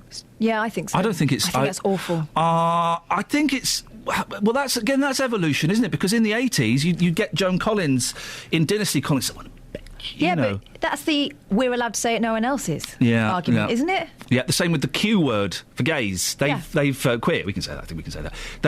That word has been kind of... they repossessed it. They repossessed it. Someone turned up at the door of the Collins English Dictionary and said, we're taking that word. I don't know. 08459 455 555. Little tangent there. Morning, Colin. Morning. Good morning, Colin. What have you got for us? Novinophobia. Beg your pardon? Novinophobia. Well, you're novinophobia. Okay, so let me work this out. Novin. Oh gosh, you're good with languages, Catherine. What's that going to be? Novin. Is it something to do with new? Something new? Nope. Wine. Yeah, the fear of running out of wine. Oh, that's made up. Novinophobia. You made that up? This is on Facebook. What's on Facebook? The phrase. The phrase. Okay, so you do... how about this one? What one? When did we start doing made-up words? Oh, I don't know. I just thought I'd ring in because they tickled my fancy. Oh, go on then. It's nice to have your fancies tickled every once in a while. These are both from a Facebook friend of mine in America. Okay, what part of America? I'm not sure where she is, actually. Gosh, did you not? Because I've got Facebook friends in America. Not anymore because I'm not on Facebook. But one of the first... What part of America are you from? Chicago. Oh, man, awesome. I've heard about that place. Oh, I've got all sorts. from Montana right down to everywhere. Montana to everywhere. Okay, yeah. Second one. Yes. You know you're getting older when you use the word thingy all the time because you can't remember what things are called. When you what? You know you are getting older. Yes. When you use the word thingy. Thingy. Thingy. Oh, okay, thingy. All the time because you can no longer remember what things are called. I'm of an age now, and I have been for the last 5 years, where I do the thing, Colin, of walking into a room and having no idea why I'm in that room. And I have to, I've started saying out loud, "Why on earth did I come in here?" Yes, I've been having that for a while. But I'm starting. I've given up fighting it, Colin, and I embrace it. If I'm walking into the bedroom and I go, "Oh, why on earth?" and I can't remember, I'll have a little lie down. Why is that funny, Kels? That is amusing. Thank you, Colin. Well, any room. Well, quite often, yeah. So if you went to the toilet, why did I come in? Oh, just lay down. I generally remember what I've gone in the toilet for. Although not always, Colin, because sometimes you go in the toilet to get something. Sometimes I go in the toilet for a bit of peace. Yeah. Just lock the door. 10 minutes. Yeah, there we go. Well, Colin, that certainly filled some radio time. Well, I thought you might enjoy it. You were wrong. Travel news for beds, cards and bugs. BBC Three Counties Radio. We've had an update from Bridget in Luton. Hitchin Road, that's the A505, is blocked just by the Sports Village. That's because of an accident, causing queues on both approaches at the moment. Also on the speed sensors in Beaconsfield, the Amersham Road, slow going as you head towards the M40 at the A40 roundabout in the Old Town. In Kings Langley, the A41 queuing as you approach the M25. Then on the M25 itself, anti-clockwise carriageway, heavy going between junction 20 for Kings Langley and 16 for the M40. Public transport has no reported problems. I'm Alice Glossop, BBC Three Counties Radio. Alice, thank you very much. Coming up, we have the loneliest lollipop man in the world. But before that, it's 7:46. It's Thursday, the 5th of June. I'm Iain Lee. These are your headlines on BBC Three Counties Radio. An investigation is underway after two babies fell ill at the Luton and Dunstable Hospital with blood poisoning linked to a suspected contaminated drip. A baby has died at a London hospital, and there are 12 other cases across London and the South East. The number of children in care across beds, Herts and bucks has risen. Buckinghamshire has 50 more children in care than last year, leading to a £2.5 million overspend. And in sport, England drew 2-2 with Ecuador in their World Cup warm-up match in Miami, with goals from Wayne Rooney and Ricky Lambert. 7:46, let's get the weather with Sarah. Beds, Herts and bucks weather. BBC Three Counties Radio. Very much indeed. A much better day in prospect for today than the day we saw yesterday. Good spells of sunshine developing through this afternoon right across the three counties. Generally dry. There's the risk of a couple of stray showers around, but mostly we're looking at a dry day and a high of 17 or 18 Celsius, a good few degrees warmer than we saw yesterday. And a warming process in the next couple of days. Higher still for tomorrow, around 21, perhaps 22, given some good spells of sunshine tomorrow, but a quite humid feel developing overnight into Saturday.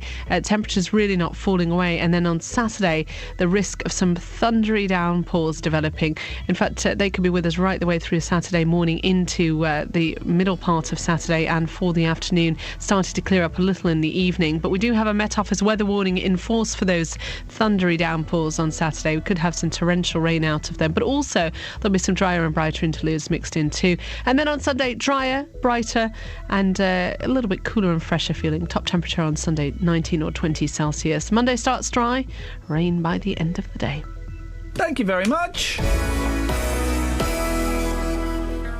BBC Three Counties Radio's big tour of beds, Herts and bucks. There's lots of people around that we know. There's a really good sense of community. Inviting everyone to where you live. Got the nice high street, which is really local, so everything you need, really. It's one of those places that has retained its character and will hopefully continue to do so for many, many years. And all this week, we're featuring Stony Stratford. It has character, life everything you could wish for, and you think you're in a village, but you're still in Milton Keynes. If you've got a story everyone should hear about, let us tell them about It's a town it. where people want to work together to make the best of what we have. The big tour of beds, hearts and bucks. Stony Stratford, this is the place to be. From BBC Three Counties Radio.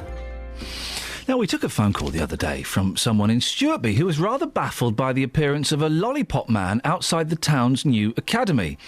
Nothing new about that, you might think, except the children are 14 to 18-year-olds, and this bloke is sitting there all day with absolutely nothing to do.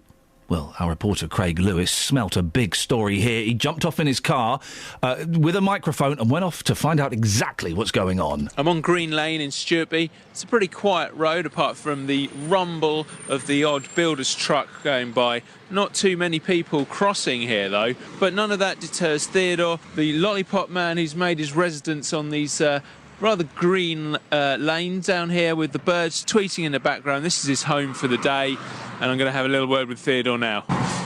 Yeah, right? Because the school is asked the lollipop money. So the police say you've got to be here, yeah? Yeah, because it make the working road there, you see, self. And this, I must stay here too. It's coming it's coming the kids, yeah, from the college. I must help them to cross the road. It be safety because here bigger dumpers, lorry is coming, car, you know. I must be sure to cross the road safely. How many people do you think you've helped to cross the road today? Today it's been the one group to the children from the class, small children, maybe 35, 30, something like that. 30 odd? Yeah, because the school is coming and they is bringing the park to see the birds, something like that. The ladies who is coming to the park to jump or just close to the baby trolley, you know, kids. The same is coming like that. So you kept pretty busy, really? Yeah, it's not quiet. Can we cross the road? With you? Yeah, come on, let's cross the road. But now it's not car. There's no car here, but I still get the joy of crossing the road. See, the problem I've got now is I'm here on the other side of the road, and I'm going to need you to help me back across again. So I'm going to come back over the other side of the road. There is a car coming now, so I feel it's more important. I should get out of the way of him, really. No, don't worry, because it's stop. Does it give you a bit of power having the sign?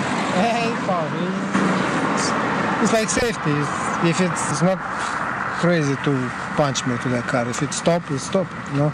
Yeah. It's road signing. If it stop, you must stop. If you're going in the city, if you see the sign stop, you need to stop. No, just cross. If it says stop, you must stop the car. Security is not coming left, right. After cross the road, no? Well, he sounds like a thoroughly decent gentleman doing an excellent job. He's not council lollipop man. He's working for construction company Kier. They're doing some building nearby, but it seems a little bit over the top to have this gentleman stood there when it's not really needed. Well, Carl Hageman is from the Institution of Occupational Safety and Health. Morning, Carl. Good morning. Have you ever heard of a company doing something like this before? I haven't actually. I haven't heard of a company actually employing a lollipop person to manage traffic. Usually it's temporary traffic lights or barriers or road closures and that sort of system in place. So this is a new one for us, actually. Is it really necessary, do you think? I mean, it's not no one crosses there. No one crosses there. I know, I was just listening to the report there. It's a tricky one, really. It depends on the hazards. It depends on basically the company's obviously got a duty of care to make sure that the pedestrians are safe, and they need just to assess the risks and make sure that what's sensible and appropriate to put in place. The public themselves drive past every day will think and will know whether actually that is woefully inadequate or actually it's ludicrously overkill. I don't actually know the road itself, but the options for the company, I mean, would it be worth them actually putting traffic lights there with the generator running all day, or do they keep Theodore on for a few extra hours in between, save them going home? I suppose it's all relative to the circumstances. It's and I'm not going to say the phrase. I vowed I would never say the phrase on radio. But this is all linked to health and safety, and quite often the health and safety rules they're misinterpreted, aren't they? They are generally so. I mean, most of the problems and bad perception of health and safety, it's when folk who are not professionals in health and safety are overzealous and they put health and safety controls in place which are over the top or possibly even not even needed. And it's really about having things that are sensible and proportionate with anything with health and safety. And unfortunately also we usually find that sometimes health and safety is used as a reason for not doing something, which is a great shame. And it gives health and safety a bad name. Actually, health and safety, it turns out, is quite a good thing because it's there to protect people. But you're right, with people being overzealous or not wanting to fill in a form or take a risk, it means that some things do get cancelled or, seem ridiculously well protected. Well, exactly. I mean, for example, the likes of Theodore, I'm sure he's a very dedicated person. If he wasn't there and there was a fatality, then there would be, a great investigation of why and how and what should have been done. However, if Theodore today actually stops the car and saves somebody's life, then nobody will know about that. It will just be something that has been put in place. The good news stories of health and safety always are not really reported. They just go on that, people aren't hurt. Yeah. It's only when there's an accident, when it's actually then, and rightly so, there's an investigation to see why somebody's been injured. Oh, wouldn't it be great, though, if we go, OK, well, there was an event at the weekend, and due to the health and safety rules, no one was hurt? Yes. It'd be nice to report that, wouldn't it? Instead of the nonsense. Oh, they've cancelled the maypole because of health and safety. Carl, I appreciate you coming on and explaining things. It's Carl Hageman from the Institution of Occupational Safety and Health. Call 08459 455 555. BBC Three Counties Radio. And I didn't say health and safety gone mad. Oh, you just said it! Oh, bum! What are you like? Because if you boil health and safety and political correctness, they're both actually quite good things. They're quite good things because they protect vulnerable people who are being exploited and people in work situations. And let's think back to the days before health and safety, the sort of risks people were exposed to, the sort of awful accidents that happened at work. We all knew someone in the 70s, didn't we, who'd lost a couple of fingers in the workplace, didn't we? I'm sure we did. We all had, one of our dad's mates had a couple of fingers missing because they cut it off with a chainsaw. So health and safety is a good thing, and political correctness is a good thing. It's just when it's taken to the nth degree that it's not such a good thing. When it's used as an excuse for not doing something, as Carl said. I was trying to think. I didn't want to say maypole then, and that was the conkers. No, not conkers. The fellas with the the hey nonny nose. What are they called? Morris men. That's it. I think we should just ban Morris men outright anyway, because it's flipping weird. I like the weirdness. No, it's just weird. Why would anyone do that? Morris is very big up north, you know. Yeah, I know. My cousins do it. Oh, for goodness sake. And they wear all they have got the balloons and the hankies and the bells. Tracksuits. Well, that's not Morris dancing. The dancing is Morris. No, you're thinking of the dancing they do in Morrison's when they've managed to get a grown-up to buy them some booze. That's what that is. No, I'm all for tradition and stuff like that, and I like a bit of maypole because it's a little bit wah. We all know what the maypole represents, don't we? Yes. Wah, yeah, that's right. Let's get some kids to dance around a big phallic symbol, shall we? Yeah, that's not weird. But the Morris dancing, it's an embarrassment to this country, I think. You go to some of the other countries, and some of their kind of their historical and ethnic dances are amazing and powerful. And who are the New Zealand fellas? The Maoris. Maoris, yeah. The Maoris. That's right. It's a war dance. It's a war dance. Flamenco, passion. Oh, man alive. We got Morris dancing. A bit of Morris dancing. They've done Morris dancing. Or Irish dancing? The Irish dancing, that's nuts. They could kick you to death, couldn't they? They could kick you to death. But they won't touch you. They wont touch you. But let's put some bells around our knees. And we just bash sticks, flipping. It's supposed to be virility, isn't it? All that stick bashing. Well, I bet they're knackered after all that. And who'd want to sleep with a Morris dancer? Let's ask our voice of youth. Kelly, would you ever sleep with a Morris dancer? Bells on or off? On. Sure. Okay. That's an interesting take on it. Just a quick look at two of the newspapers. Daily Mail. Britain's first secret trial. Terror case will be held behind closed doors, and it's only thanks to a free press you know it's happening at all. Oh, this is interesting. A trial is to be held entirely in secret for the first time in British history. So, the papers aren't allowed to know about this trial. They aren't allowed to know who it is. I think it's a terror trial, that's it. They're not allowed to report on it. They don't know anything about it. The people who know about it are the newspaper's lawyers. So the newspaper's lawyers have been told, so they can argue the case of the newspapers, but the lawyers aren't allowed to tell the newspapers that there's a trial going on in secret. Now, this is on the front page of the Daily Mail. along with Justin Bieber's racist outburst. And Kath came in this morning, she went, oh no, that's terrible. I said, yeah, well, it is awful. They're going to hold a trial in secret. It kind of, it gets right to the heart of what it is, the British judicial system and how it should be fair and open. She went, oh no, I didn't see that. I was talking about Justin Bieber being racist. You see, that's the problem, Catherine. They're playing on the fact that we're more obsessed with Justin Bieber than we are with...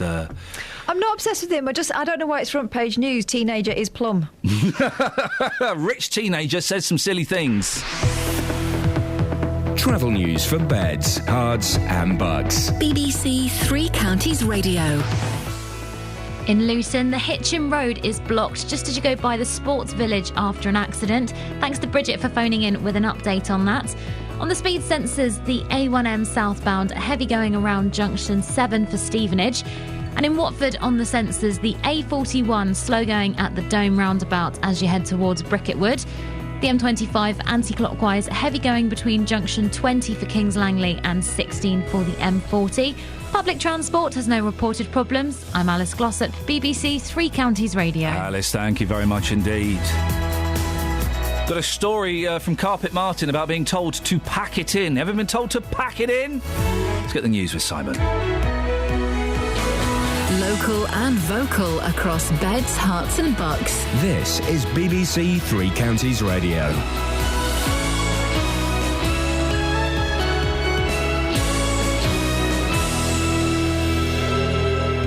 It's 8 o'clock. The headlines: investigation after babies poisoned at Luton and Dunstable Hospital, more children in care across the three counties, and World Cup injury scare for England. BBC Three Counties Radio. An investigation is underway after two babies fell ill at the Luton and Dunstable Hospital with blood poisoning linked to a suspected contaminated drip. They're said to be responding well to antibiotics. A baby has died at a London hospital. There are 12 other cases across London and the South East. The Lister Hospital in Stevenage and Stoke Mandeville in Buckinghamshire also received affected batches of the liquid food, but health officials say cases at these hospitals are unlikely, as the BBC's James Alexander explains. The use-by date on this contaminated batch was the 2nd of June, so officials don't think there's any more of this stuff in circulation. But as a precaution, an alert's been issued to all neonatal units across the country. If they have got affected stock, it must be destroyed. The health regulator says they're not expecting any more cases. The number of children in care across beds, hearts and bucks has risen. Buckinghamshire has 50 more children in care than last year, leading to a £2.5 million overspend. In Milton Keynes there are 30 more children, and in Bedford an increase of 16. Natasha Finlayson is Chief Executive of the Who Cares Trust. What we call this is the baby P effect, and what that means is that the rise has been particularly sharp in the numbers of children being taken into care since baby P. So that reflects the awareness among social workers of what might be going on in some homes. Hertfordshire Fire Service will be staging a major training exercise at the Bunsfield Oil Terminal in Hemel Hempstead this afternoon. Residents are being asked not to worry if they see a large number of emergency vehicles heading to the site by Junction 8 of the M1. The terminal reopened in 2008 following the explosion and fire in 2005. BBC News has discovered that some major banks and credit card companies may have significantly underpaid the compensation due to customers for mis-sold payment protection insurance. One expert has put the shortfall at around £1 billion. All the firms involved, including Barclays, Capital One and Lloyds, insist they've made every effort to pay the correct amount. A beggar from Milton Keynes has been given a 5-year antisocial behaviour order for being abusive and aggressive towards people who didn't give him money. Police say 29-year-old Jamie Cook from Fuller Slade has been causing problems in several locations across Milton Keynes for many months. They say he presents himself as homeless but has been living with his long-term girlfriend since 2009. In sport, there's a World Cup injury scare for England. Arsenal's Alex Oxlade-Chamberlain will have a scan today after suffering a knee injury in last night's 2-2 draw with Ecuador in Miami. Here's captain Frank Lampard. We don't know how bad it is yet. Fingers crossed for him because, so close to World Cup. Who wants to bail out, but I don't know. I mean, it looks an awkward one. I'm not a doctor, we'll see, but he was playing brilliantly. The weather mostly dry with sunny spells. Still the chance of a shower, though. A maximum temperature 20 degrees Celsius. And you can get the latest news and sport online at bbc.co.uk/3counties. BBC Three Counties Radio's big tour of beds, hearts and bucks. It's a town where people want to work together to make the best of what we have and to support each other. And all this week, we're featuring Stony Stratford. Got the nice high street, which is really local, so everything you need, really. It's all about where you live. It's a friendly place with so much going on, and it's attractive as well. The big tour from BBC Three Counties Radio. Morning, this is Iain Lee, BBC Three Counties Radio. Busy morning. Coming up, a drug company expresses sadness for newborns poisoned at the L&D. Buckinghamshire Council counts the costs of kids in care. And when have you been told to pack it in? Facebook.com/BBC3CR. You can send me a text, 81333. Start your text 3CR, or you can give me a call, 08459 455 555.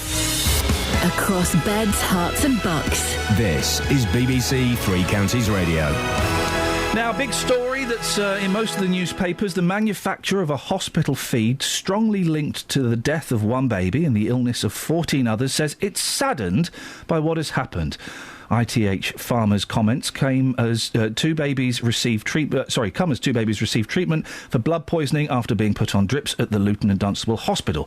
They're said to be responding well to treatment. Well, Catherine's been looking into this. Catherine, what's going on? Well, medical regulators were called in to investigate an incident that happened last Thursday at the drug company ITH Farmers' manufacturing plant in London. Somehow, liquid baby feed, which was destined for hospitals across the southeast, it seems were contaminated with a bacterium called Bacillus cereus, which is very common.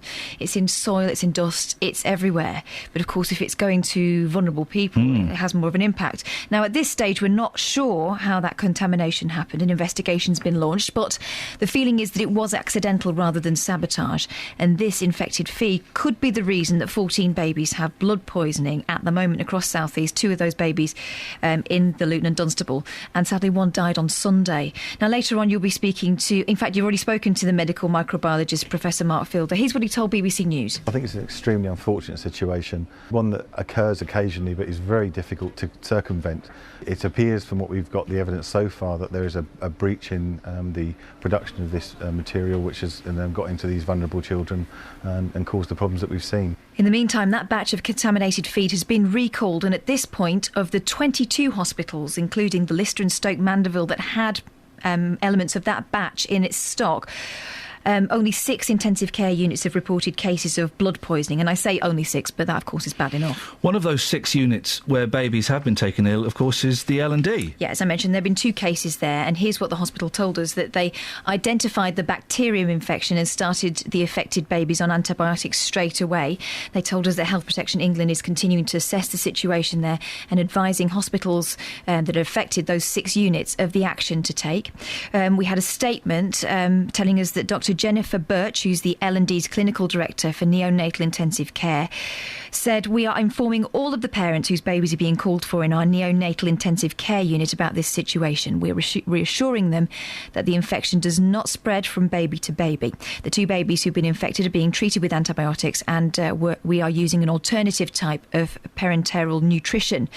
Other cases were reported at hospitals in London, Cambridge and Brighton, and the surviving babies, as I say, are said to be responding well to antibiotics, and their parents have been informed.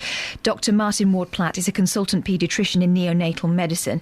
He says the level of communication among the hospitals is good. There are a number of mechanisms run by the Public Health England through their Health Protection Agency. There's quite a live grapevine between the units.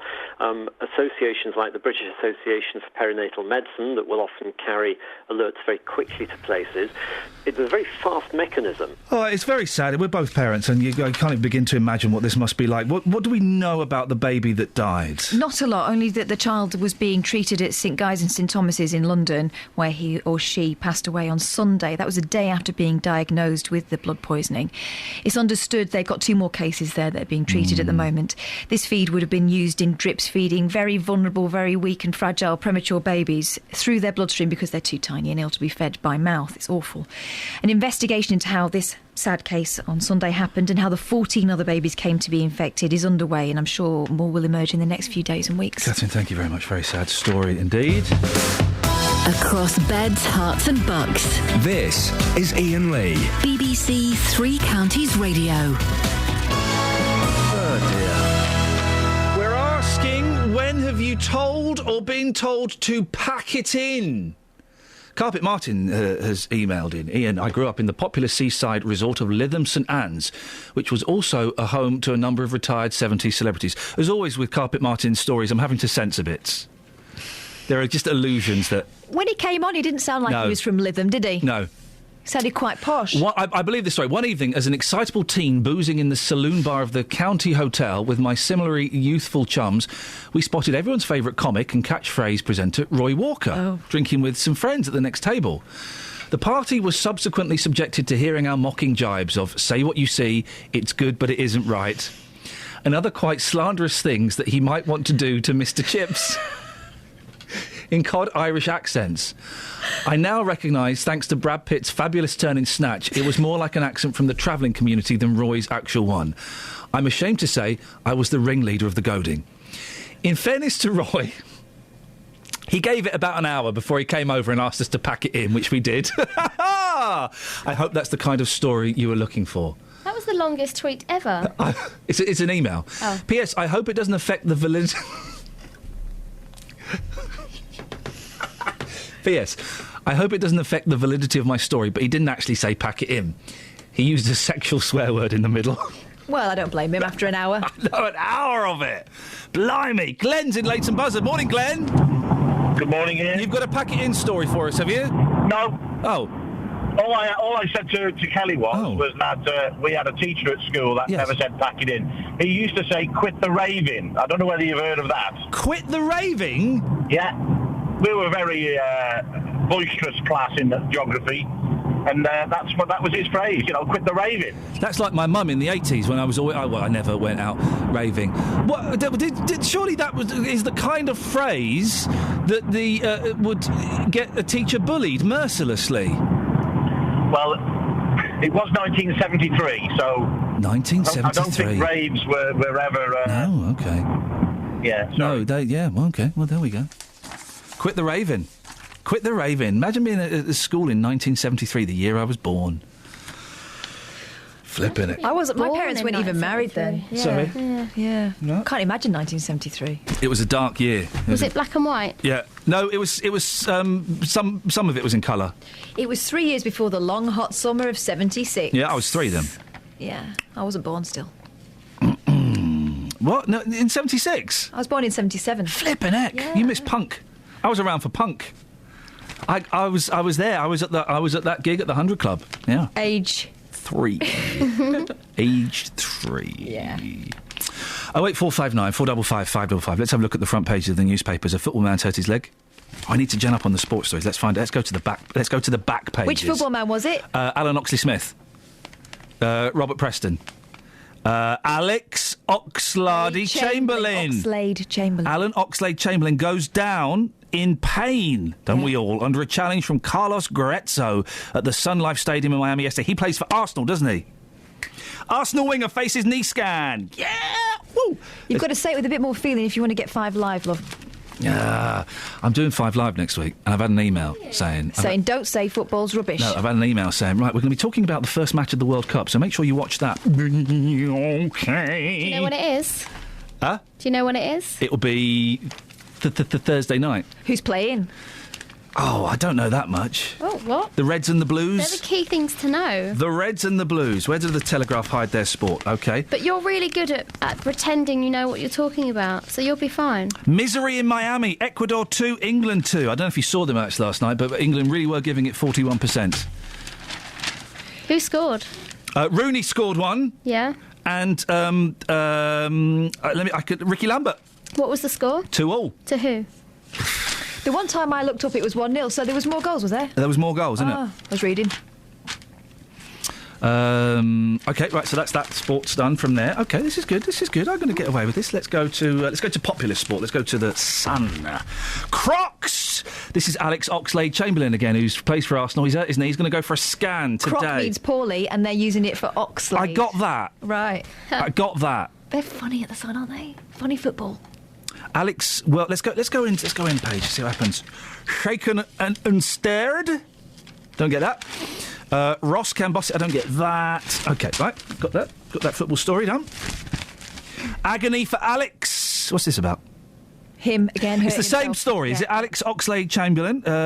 World Cup dreams are on the knife edge after he suffered suspension. This is what are you allowed to do this in football? If you're doing a friendly, like with, let's say, one of the biggest teams in the world, I don't know, Italy, and you know that they've got a good chance of winning the World Cup, surely you would just take a ringer, wouldn't you? You take a ringer and say, right, Rooney, you're not as good as you used to be. Were you ever actually that good?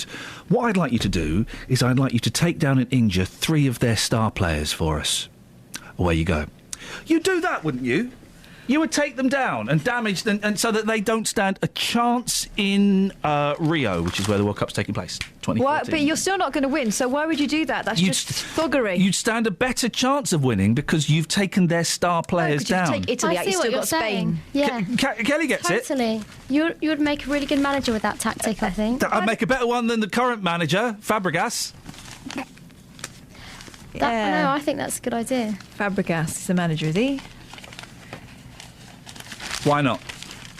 Why not? Right, instead of making paper aeroplanes out of the back pages, maybe you should, I don't know, read them. I don't want to read them. Sport's well boring. I was only joking. Do you like any sport, or is it just football? I totally love all sport, Kels. The whole thing about me not liking sport is an act for the guys here. I love the footballs. I love the tennises. Andy Murray's playing the tennises. I love a bit of the old darts and the snookers. I love the cricket. Oh, I love cricket. I love it. Yeah. I like it when they rub the ball on their thigh, like an apple. You imagine they're going to then eat it. But they don't. They don't. You know what they're doing? They're affecting the swing of the ball. Of course they are. They're not just doing it for apples. I thought they were scratching themselves. They got because those trousers are quite starched, and so they got scratched. But you can't just stand in front of a few thousand people in Sri Lanka and scratch your old. So they pretend that they're polishing their ball.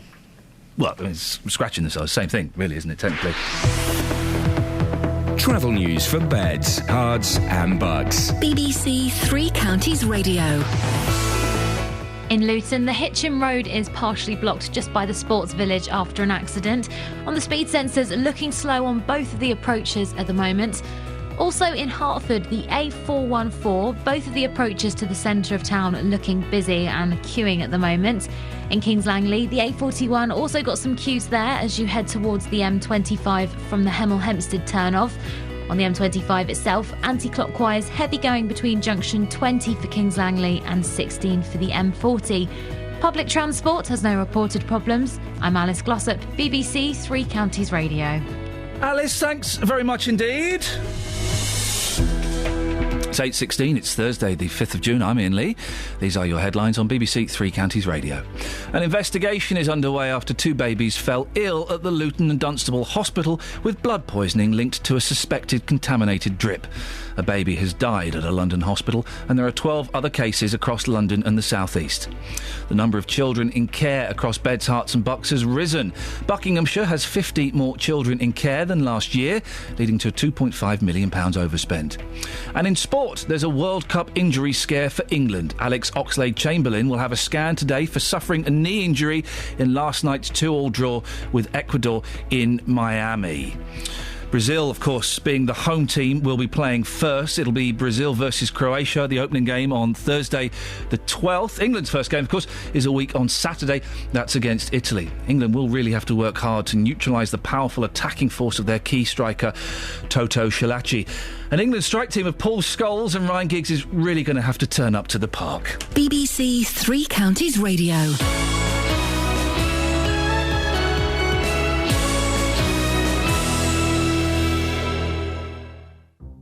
Imagine a radio station with no music. What's your favourite biscuit? Imagine a programme without conversation. Listen to me, I'm really important. Imagine an afternoon with no local stories. Hundreds of miles away, something really impressive is happening. Sounds pretty boring. which is why we have Nick Coffer. BBC Three Counties Radio, Nick Coffer, here until 3 o'clock. Every weekday, he'll bring you the music, Gallagher and Lyle, I Want to Stay With You. Every breath you take, that's the Police. the conversation, His dedication to local musicians has led him to starting Papermouth. and the local stories. Today we're going to be looking at the work of the Bedford and Milton Keynes Waterways Trust. Say no to boring afternoons and listen to Nick Coffer. Weekdays from midday, here on BBC Three Counties Radio. Across beds, hearts and bucks. This is Iain Lee. BBC Three Counties Radio. Michael Naylor has tweeted, I think my radio is broken. The display shows BBC 3CR, but it sounds like I'm listening to a football expert on 5 Live. I know. Listen, it's all been a sham. The last 15 years of my career where I pretended not to like football has all been a sham. Actually, I support Chelsea FC, and I love all of the sports. You like the Kevin Keegans? Seriously, I do. If you go to the Chelsea website... There's a picture of you. Go to the Chelsea website now. Right. OK, and look on celebrity supporters. Have a little look.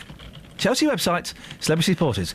Look, it's this guy. What? Who plays for Chelsea? Well, that is that is by the by. I know that fella's left after 13 years. He's got 16 offers at other clubs. I can't find a section of the website that says celebrity supporters. Well, maybe it's not on the official Chelsea website. Who's the captain for Chelsea? You don't love me. You know him. He's the one that always puts the trophy up. John Terry! John Terry. If you want to ask me any questions about sport, 08459 455 555. You found that bit yet, Kath? Not yet. Celebrity supporters of Chelsea. Let me Google it. Maybe I'm missing something. OK, you Google it and I'll do the World War I thing, shall I? This year marks the centenary of the First World War. In partnership with Imperial War Museums, the BBC has been looking at how local lives were affected in a project called World War I at Home. More than 9 million men and women are estimated to have served in the British and Commonwealth armed forces during the conflict, and almost 1 million died. But for those who were wounded, many came back to Britain to be treated. The owners of a number of stately homes offered them to be used as hospitals and homes for convalescing soldiers. Rest Park in Bedfordshire was one of the very first to do that. It's now run by English Heritage. Tara Gungerful has been there to meet 2 volunteers, Debbie Radcliffe and Jane Hayward. They've been looking through the archives at the property's role during the First World War. I really love this photo of all of the soldiers in the hall. They've come from, some horrific scenes, horrific things, and here they are actually listening to music, singing songs, and it's just the complete opposite, isn't it? Bron Herbert was the owner of the house, and he was involved in the War Office, and immediately, when he could see that the need was there, he offered Rest Park as a potential convalescent home here for soldiers.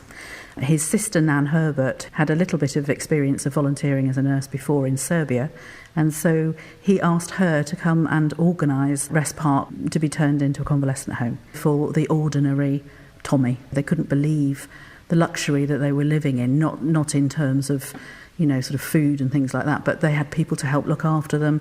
The surroundings were so beautiful, the park was so beautiful, and it was definitely a wonderful place for them to convalesce. That was right in the beginning, and then here later, we are. We have photos of the operating much theatre, more don't medical we? now, doesn't it? Look at that beautiful, looks like a marble fireplace. Well, it's one of the bedrooms medicine upstairs, isn't it, that has been converted into an operating theatre.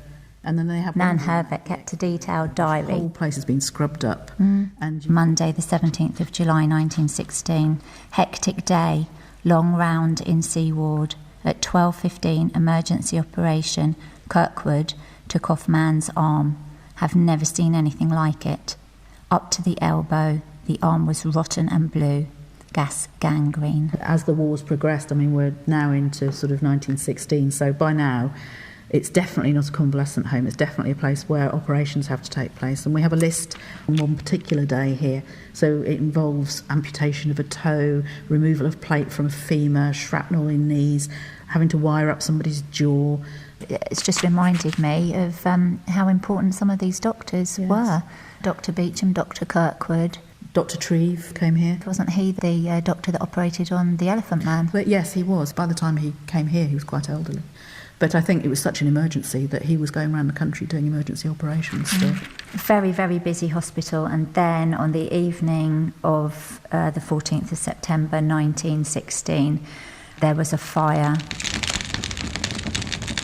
As I reached the hall, Dr. Kirkwood was coming down the stairs. Fire. Hadn't we better call through to the London Fire Brigade as well as the local ones, he asked. Yes, indeed, and we'll clear the 2 main wards at once, I replied. Luckily, everyone worked extremely hard and they managed to get everybody out onto the lawns, grabbing valuable items, portraits, valuables. But then really that was the end of rest during that busy time when it was such an important hospital. Well, if you'd like to find out more about our local stories from World War I at home, then click on bbc.co.uk/WW1. You'll be able to see and hear how World War I changed life in beds, hearts and bucks, and find hundreds more stories from across the UK. Call 08459 455 555. BBC Three Counties Radio.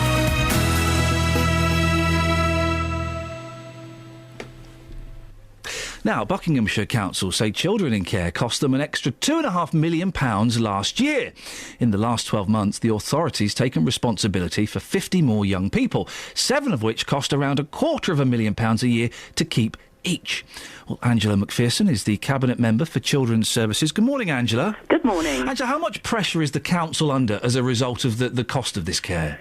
Yes, it is under a huge amount of pressure. As you mentioned in your introduction, we've seen significant increases in demand, like many local authorities across the country, particularly for taking children into care. As you say, we have had a net increase of 50 children, and the lowest estimate for looking after children in care is around £50,000 per annum.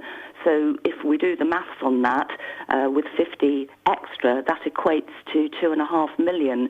So that is presenting us with a huge amount of pressure. And also the most vulnerable children, we've seen an increase in their numbers. And again, as you mentioned, they can cost the local authority up to £250,000 per annum. I was going to ask, Angela, can it continue? But the council doesn't have any choice in this, does it? Correct. We do have statutory obligations to look after these most vulnerable children after we've done assessments and when they're referred to us. Now, obviously, taking children into care and placing them in residential accommodation, which is very expensive, is not the best outcome, to be fair. And what we're trying to do, and have just been doing in the last 2 weeks for Fostering Fortnight, is encourage as many people as possible to come forward to provide stable and caring home environments for some of these very vulnerable children, because actually, A, it is less costly for a local authority, but most importantly of all, it delivers a far, far better future outcome for very vulnerable children if they're placed in a consistent, loving background with good foster parents. So that's really the thrust going forward of what we're trying to do. Why are some of these care packages so expensive? Well, as I say, the residential packages are really the most expensive, and if you look at the secure accommodation packages, it relates really to intensive one-to-one care for these children who can be very complex in their behaviours. For example, they may be self-harming children, or they may represent harm to others. So often there are 2 or 3 professionals involved in their care, and that is extremely expensive, as you'll appreciate. £2.5 million, a lot of money. That must leave you short. What things are going amiss because of this? Well, it does leave us short as a council. Obviously, we have to make a joint decision across the whole council as to where we can trim back and pare back services, and that's a full cabinet decision. So, yes, we have to fulfil our statutory obligations, but in my portfolio I will be having a forensic look at how we are commissioning our services to make sure we're doing things in the most effective and efficient manner. So do you think that money can be saved on these care packages, the cost of these care packages for these children? Well, as I mentioned, it's really about moving children into the most appropriate settings, which actually are a more cost-efficient way of doing things. So I think think that is very important and can deliver savings. Plus, we need to continue to focus on early intervention and all sorts of preventative services, which stops young people tipping over into care. And for me, that's the absolute focus of what we must be doing. Angela, thank you very much. Angela McPherson, Cabinet Member for Children's Services. 08459 455 555 is the telephone number if you want to give us a call on that. We're also asking this morning, ever been told to pack it in? Or have you ever told someone to pack it in? I remember I was at a concert once and I was singing. What are the rules on singing along at a concert? As long as you're not louder than the band, you're all right, I think. Then that gentleman may have had a point then. Oh, dear. I came here to listen to him, not you. It all depends if you're singing their songs as well. I once, at a Neil Diamond concert, it was... Sorry? That's a sitting down concert, isn't it? Well, it was. It's the only time I've been to one of these things. It was an audience with Neil Diamond, right? And I was sat next to. Who was I sat next to? I was sat next to the cocky dancer. Brendan. Yeah, Brendan. I was sat next to Brendan, and on the other side, I think it was Thico. I think it was my mate Thico, Theakston.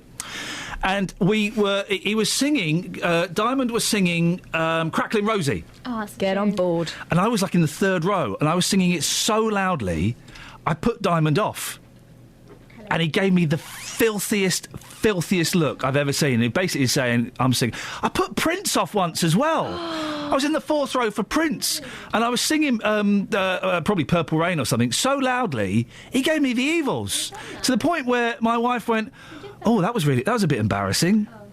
It was obviously... OK, ever been told to pack it in by a member of the public or a celebrity? Travel news for beds, cards and bugs. BBC Three Counties Radio.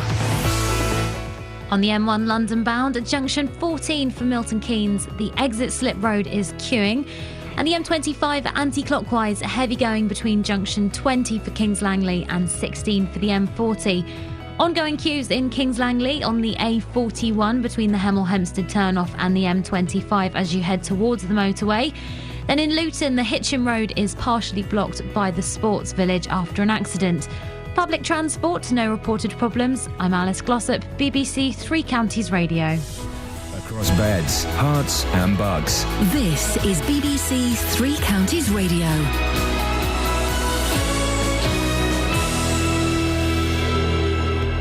It's 8:30. I'm Simon Oxley. The makers of an intravenous drip linked to illness in 2 newborn babies at the Luton and Dunstable Hospital say they're working closely with investigators. A baby has died at a London hospital. There are 12 other cases across London and the South East.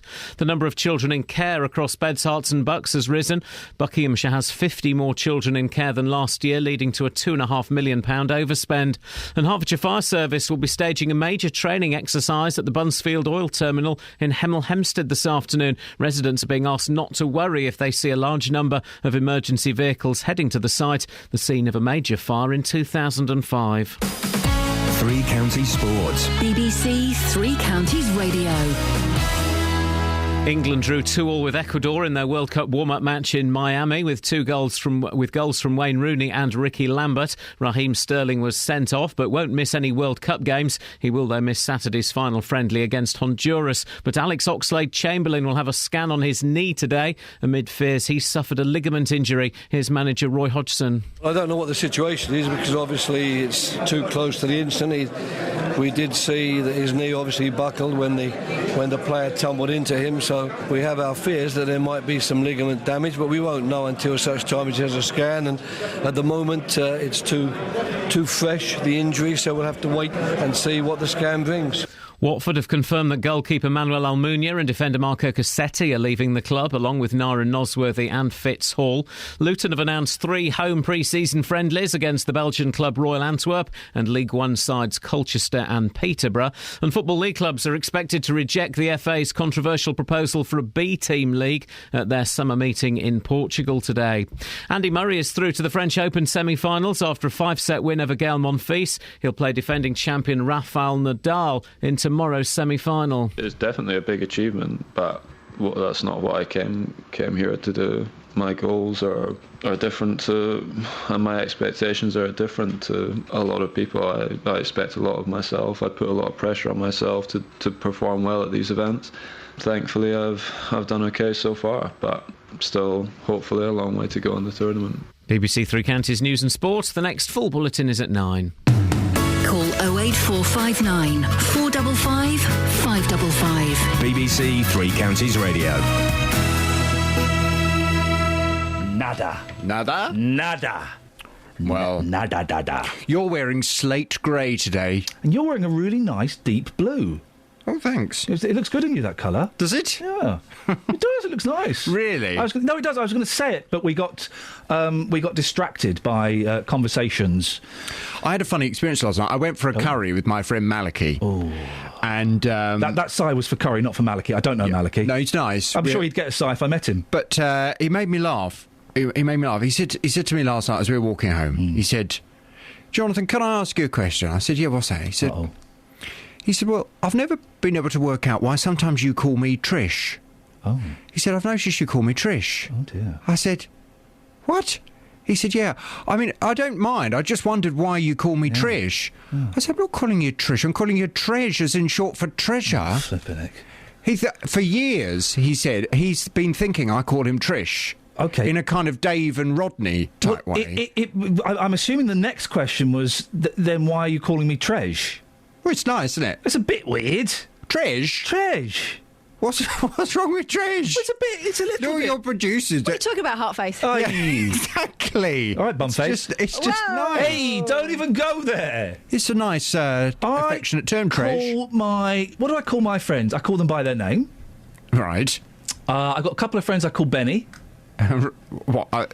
Any reason? Just it's a good name, Benny. Mate, if they're girls. Mate. Mate. I get that. I don't like mate. Do you not like mate? No, I don't use that. Okay. Matt, what do you... I'm going to regret doing this, aren't I? Matt, what do you call your friends? Love. Or Ducky. Or Darling. And what about the girls? And the girls as well. Yeah. My friends' names are all really rude. Because I've known them since we were teenagers. Yeah. Can I ask what... Sorry, Jonathan, we'll come to you in a second. I know you've got a really busy show. Where the hell has Matt Lockwood been all morning? Boxing people. Oh, are we going to listen to that at some point? It's very good, actually. I'm pleased with this one today. It's top-notch. Justin Dealey would be proud. You sure? Yeah. Why? Listen, do you want Matt on your show? No, I don't. No. I'll do your stop with... No, I've made it quite clear. Danny. We'll have Danny. You've made it clear. We'll have Danny, because she is... Danny's excellent. Danny's very... You're not having Danny. Yeah? No, I've got Danny, you've got Matt. I'll tell you what, all right. I'll take Barry off your hands. No, you can't have Barry. I don't mind. I've got low standards. I'll take Barry off your hands. No, it's the only reason some people listen to my show for Barry. Really? Apparently, Is that yeah. 'cause he's Irish? So Barry keeps telling me. Okay, so you don't... I mean, you can have Matt for free. Right. Just have him. 2 for 1. What? 2 for 1. He doesn't look at me when he talks to me. Look, he doesn't look at me. Well, I'm doing other things as well. I'm multitasking. You see what I mean? Yeah, I do. I've had him on the show. Oh, that's why you won't. What's on your show today? Coming up on the big phone in this morning from 9, I'm asking, do you want the government to pay for Lindsay Sandiford's new appeal? Oh. Yeah, the 57-year-old cocaine-smuggling grandma who faces the death penalty in Bali will take her case to the British Supreme Court this morning.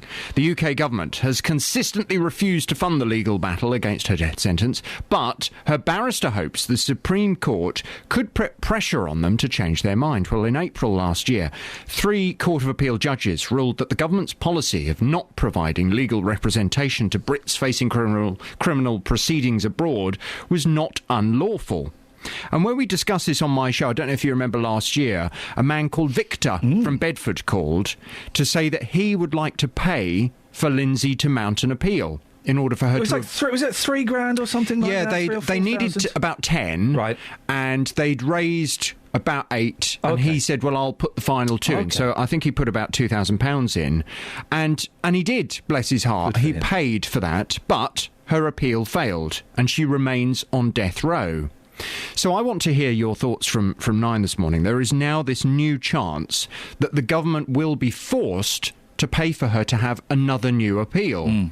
The question is, do we want our government to pay for that appeal? Do we feel as if a British person who is facing, and this isn't just, I mean, this is quite an extreme death sentence. She will be led out into a field, she'll have a bag put over her head, she'll be made to kneel down on the floor, and then she'll be shot by a firing squad. Good morning, guys. It's, you know, it's horrific, yeah. Pretty extreme. Yeah. Do we want a Brit to meet her maker in this kind of way, regardless of the crime she's done? We, in this country, we don't have the death penalty because most people think it's barbaric and most people think that it's most unpleasant and we shouldn't have it. So are we really happy to see a British person being killed in this kind of way for a crime that she's committed? If there is a chance that she could have her sentence reduced to just a life imprisonment, and that could be achieved by our government paying for her to have an appeal. Should our government pay a few £1,000s for her to have that appeal? We'll debate this morning from 9 on 08459 455 555. Across beds, hearts and bucks. This is Iain Lee. BBC Three Counties Radio. 08459 455 555. It's 20 minutes to 9. Guys, we can do this. Matt, we can do this. We can do this. We can do this. We can do this. We can do this. We can do this. We can do this. Okay. I'm really looking forward to hearing Matt's audio. If we manage to squeeze it in before the end of the show. You better squeeze it in. You better. Otherwise... But when did you record this? On the streets of Brooklyn or something? Why have you got all American on my backside? You better record. You better do this. Sorry? You better play it. Oh, okay, fine. It's terrifying, isn't it, really? Absolutely terrifying. 08459 455 555. You can call in about pretty much anything. The question we are asking this morning, ever been told to pack it in? Or ever told anybody to pack it in? Well, you can just give us a call for a chat. Morning, Harriet. Morning, Ian. Hello, Harriet. What would you like to say? Hello, I've got two things for you. First, about the whole pack it in thing. Yeah. I've never been told to do that, but a lady in a restaurant once told my father to do it. What was your father doing that required a packing it in? Basically, we'd gone out for the evening. This was like several years ago, and there'd been some major, horrible, awful tragedy story on the news, and it was all he was going on about. And he likes to sort of like make out that he knows everything about everything, so he was really going on about it. Dads do that, and now I'm a dad. I do that as well. Anyway, Mum went to the ladies, and when she came back, she looked at him and she goes, "The only thing I can hear from there is the sound of your voice." Oh. He ignores her and he carries on going on about it. About 5 minutes later, a lady at the neighbouring table turns around and goes, "Do you mind? It's my only night out this week and I don't want it ruined." Oh, blimey, he was ruining a lady's night. Yep, he's never been put down quite like that before. It was hilarious. That does sound quite humiliating. Did he shut up? Yeah, surprisingly. I've realised I told someone to pack it in a couple of weeks ago. In Birmingham, I was in a hotel, checking into the hotel, and there was a fella having a go at a young Asian lad behind the counter, and he was effing and jeffing, and I thought, I'm not going to get involved. And then he used racist language, and so I went, "Oi, pack it in, sunshine, what's your language?" I actually said, "Pack it in." And he did. He kind of took a step towards me, thought better of it, because I look so tough. And I think he was just embarrassed, and he realised that he'd crossed a line. Good. Pack it in. What else you got for us, Harriet? I've got a solution to the N-word problem. Oh, yeah, go on. Well, when we were at school, we didn't know any more insulting language than this. We sometimes got carried away and called each other pigs. Yeah. And one day we sort of diffused it by just going, "Oh, thanks," because pig is P-I-G, pretty intelligent girl. Oh, and it just diffused the whole thing. And you think that we could do the same with I nearly said it, with the N-word? We could come up with a different meaning for it. Nice, intelligent guy/girl, ever radiant, or something like that. Well, there you go. You see, we've just solved racism. Man, how cool is that? Put that on the Not the Sony Awards tape for next year. We've solved racism, Matt. No, you haven't, no. The N-word's used as a term of endearment, isn't it, as well? Sorry? Endearment, do you know what well, that is a word. Do you know what the N-word is? I know it is. Which N-word... You're talking about that N-word, aren't you? Yes. But some cultures use it as endearment. I mean, it's you know... OK, maybe your Vox tomorrow is for you to go out and use that as a term of endearment and see if you can still walk back to the studio, yeah? Yeah, I'll try that tomorrow. Yeah. Up for anything. Yeah, going to do it? Up for anything. Yeah, I know you are. Hey, we can cross to Normandy now. It's a huge day in the historical calendar, huge couple of days. Thousands of people are gathering over there. Over the next 2 days to mark the 70th anniversary of the D-Day landings during the Second World War. An extraordinary military risk for the Allied forces, with almost 160,000 British, US and Canadian troops storming the heavily fortified northern beaches of France. Although thousands of lives were lost during the battle, it's widely seen as the moment the war turned in favour of the Allies. Well, our reporter, Jonathan Alley, is at one of the key battle sites at Pegasus Bridge, which was taken by forces from Buckinghamshire. He's been watching the commemorations take place. Morning, Jonathan. Talk us through what's happening where you are. Good morning, Ian. Well, at the moment, the crowds are gathering for the commemoration at 10 o'clock this morning, where Prince Charles is expected to be the guest of honour to honour the sacrifice of those soldiers from the Ox and Bucks Light Infantry who landed here in the early hours of the 6th of June by 5 gliders. They'd taken off from an airfield in Dorset.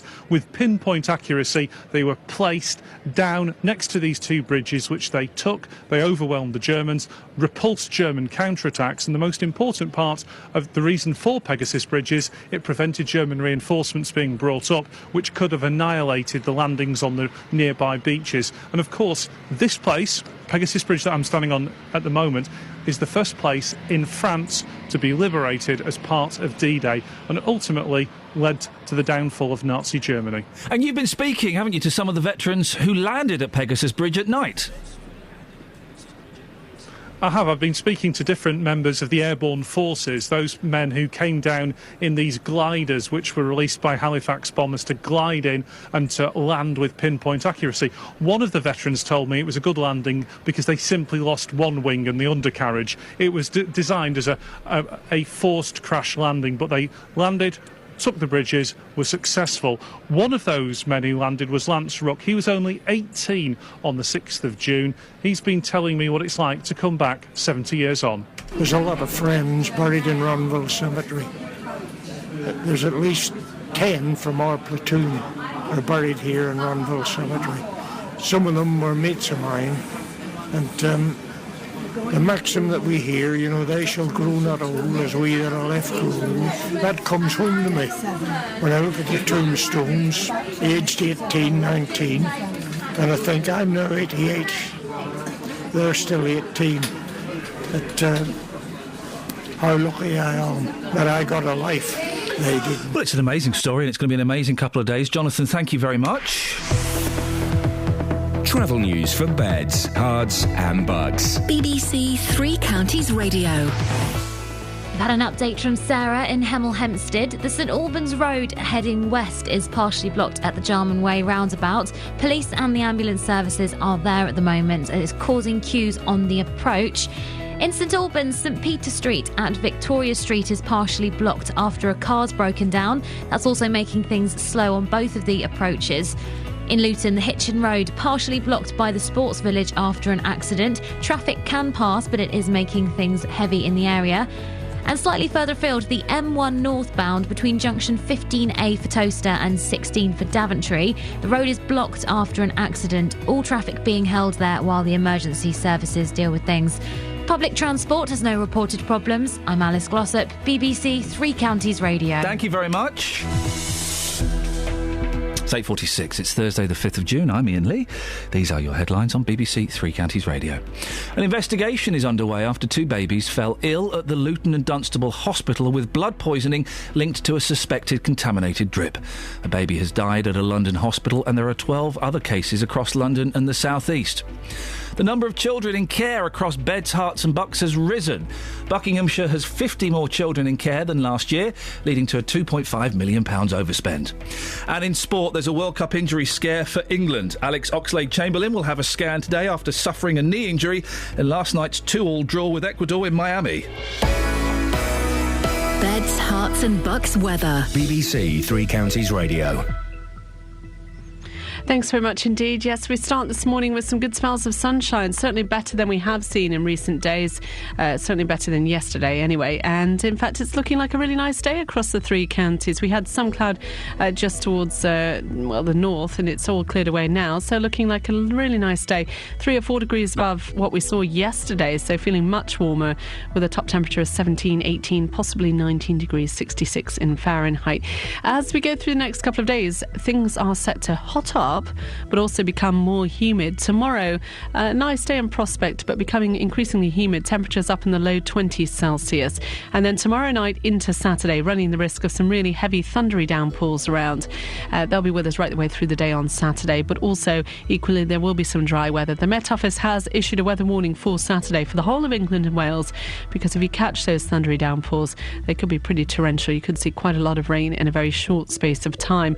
But as I say, there will be drier interludes too, temperatures in the low 20s Celsius, and then a bit fresher and generally drier for Sunday. And that's your weather. Thank you very much. A Copa do Mundo no Brasil. The one we've all been waiting for. Aquela que todos nós estávamos esperando. Starts next week across the BBC. Oh! Yes! Oh, I feel a little bit sick. Right. Bit sweaty. What, excitement? I'm building up to something. Feel a little bit sick. Go with me. I feel a little bit sick. You're making me feel sick by saying that you're sick. All right. Power of suggestion, isn't it? But stick with me. You might have what I've got. It's highly contagious, Matt. He's putting his head on my lap. I've fallen over. Can you... Yeah, you got it, Kath. Is it World Cup fever? I've got World Cup fever! No, you haven't. You don't like football. Shut up, man. That's an act. That's been an act I've been doing for the last 15 years. I have some treatment for that. Really? I have some treatment for World Cup fever. Yeah, go on. It's across the BBC over the next couple of weeks. World Cup fever. Wow! Is it online? Why not? Is it on phone? Probably not. Smartphone? Be rubbish on the phone, Matt. What are you talking about? Right, so listen, guys. Matt Lockwood is here. We have no idea why, but we have used him to gather a little bit of filler. I mean, 2 minutes, 41 seconds. It's a bit of magic, this is. I'm pleased with this. OK, I can't even remember why we tried to get you out of... Well, I know why we tried to get you out of the studio, but what was the false premise we gave you? You said, ask people if they've ever been told off by a stranger, but you're using the phrase now, pack it in, aren't you? But I didn't use that phrase to ask people my questions. What phrase did you use? Go to foot of our... I've been told to go to foot of our stairs inside the pots. You ever been told off by a stranger? That's what I used. And an extraordinary story, really, of a man who goes around Luton, he picks up litter to raise money for charity, but people tell him off for doing it. That's in the Vox. Don't spoil it then. Well, doesn't Justine big it up? Say what's coming up? No? I ain't really got the hang of this, have I? Are you going to play it now, Kelly? No? Right. Well, I'm not falling for your silence, so I'm going to just stay silent now.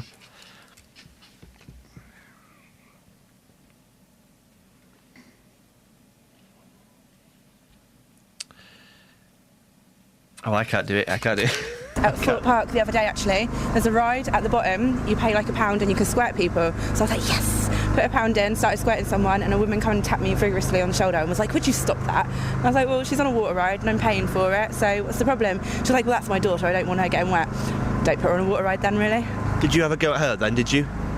Well, I told her not to put her kid on a water ride if she didn't want her kid to get wet. And how did she respond to that? She told me to shut up and walked off. And how did you feel then after confronting her, after telling her off? I just laughed. Things don't bother me easily, so I just walked away. I've been told off by... Well, I never thought they existed until I started using trains. But I've been told off by the fag police. I didn't realise they had a special officer that... And now, even if you're smoking what they call those things, those e-cigarettes, those pretend ones, they're banning them as well, because they're too realistic. So what do?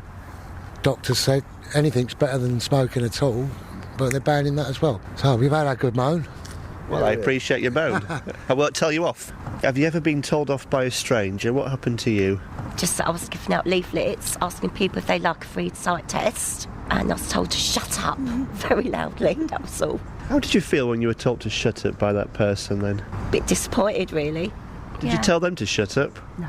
Didn't fight back? No. And you've never been told off by a stranger? Not that I remember. Many people I know, yes, but not to my knowledge. Can I tell you off right now? Of course you can. Go on, see what happens. You are a disgrace. Go away from me now. They've only told me off simply because I do what I call recycling. I pick up aluminium tins around Luton. All right. Take them over to Tesco's in Baldock, recycle them. The money goes to Help for Heroes or British Legion. They give you club card points, which I in turn turn to money. I've had a couple of people have a go at me simply because I'm sort of saying, well, you know, I'm picking it up for charity. Oh, you know, it's none of your business. I feel like it's almost an education. I can actually help people, and people actually become a little bit more tolerant because they listen to what I'm doing. When I explain it, they almost want to help. And do you do this every day then? Pretty much on my way to work. I only work 3 days a week in Luton, but I live in Hitchin, so I... So you've got 2 carrier bags full of drink cans? One this morning. On Tuesday I collected about 150. So last year I gave £250 odd to charity, and, you know, I need that. It's a little bit of exercise for me. I clear the streets a little bit, and... But the people initially, when your question was, you know, people have a go at you. Yeah, they think you're from the council, so they say, "What are you doing?" You know, they think you're after them. Yeah, compared to yesterday's effort, I think that's pretty good. So vast improvement. Yeah.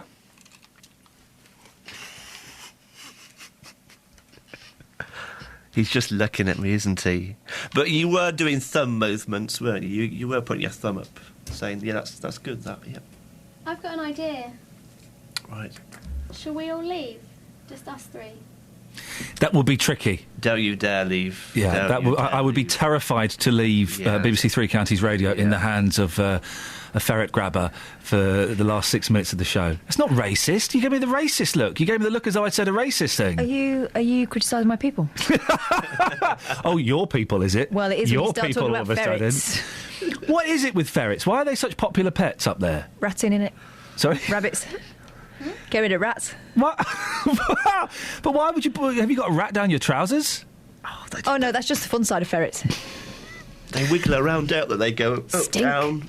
You ever smell a ferret? No, I've never smelt a ferret. I don't know what's been down Matt's trousers. It's an odd pet to get, because, you know, weird pets I can kind of understand, but ferrets, they're ugly, ugly things. Useful, though. I mean, it's a working animal. But no one needs... Well, the thing I don't get, you'll understand this, Matt. Pigeons. Why would you keep a pigeon as a pet? Where's the joy that they are filth? They're pigeons! For them as can't afford a horse. Oh, look, do you know what's happened here? I'm doing it on purpose. I don't really talk like that. You have, you're significantly older than Matt. Your maternal northern instincts have kicked in, and you're trying to protect him. Yeah, even though he's from Yorkshire. It's nice. It's like a mother hen. Oh. You are the mother hen. And are you the egg? Am I? Am I the chick? Stop looking at me. I'm the chick, aren't I, Kelly? He always looks at me when he talks to Yeah. Which came first, Matt or Kath? The chick. OK, this is getting too weird even for me, guys. This is getting too weird even for me. We'll have a quick look at the front page of the newspapers, shall we? Why the heck not? We've done the back pages. We know what's going on. Hey, did you see the Queen's speech yesterday? No, I didn't see it. Did you hear it? I did. Did you hear the dull thud during the dull Queen's speech? You hear the thud, Kath? It was a child. A child collapsing. Like a sack of spuds. And she, being the professional that she is, she's seen children fainting all over the world. She carried on with the speech. Prince Charles had a look over, saw it was only a child. And what would have been cool is if she'd have got up and gone, oh, Flip. Oh, are you all right, love? Right, no. We're calling this off. A child is one of my loyal subjects has fainted. She's had to soldier through worse, to be fair. I know, but she should have... Or if Charlie had said, Mum, I'm just going to... You know, you don't need me? No, right, I'm with this lad's... And wouldn't that have been cool? That crown's heavy, though. She'd never get back up if she got down. This is the problem. That's true. I suspect it was Prince Philip with the blow dart. Just little tranquiliser darts. Anyway, that's on the front page. That's not on the front page of the Eye, but a picture of the Queen is on the front page of the Eye. Firms pocket fast bucks from hospital sell-off. What? Private contractors bank £300 million profit. Did you not realise, guys, your NHS, it's kind of privatised now. Did you not know? You missed that one? Yeah, it kind of is. The Times. There's the Queen. Angry Cameron rebukes rivals as Tory rift widens. Boring. It's a bit boring. All that kind of... The Guardian. Oh, yeah, there was a weird press PR opportunity in... Did you see this weird thing with Clegg Yes. Cable. Yes. And a pub. Yes. That's weird, wasn't it? If in doubt, go to the pub. So this really badly staged kind of PR thing because, hey, Farage is really popular. Why is he popular? He drinks beer. Right, we will go and drink beer. Mm-hmm. It seems to be the go-to if you're slightly unpopular. Do you remember when Camilla was unpopular? They had her pulling pints as well to show she was down with the punters. If Clegg wants to get back in, if Clegg wants to get in with the young voters, you know what he needs to do? Rap. No. And I'm not condoning this. He needs to roll a fat one. That's what. No, that seriously. If he wants to scandal. He needs a little bit of scandal. The young voters will go, oh, I didn't know he was ahead. Oh, okay, fine. Yes, the older generation who've got lost complete interest in him anyway will go, we were right to dismiss him. But he'll get the students back that he kicked in the face when he started charging them for university. Mm.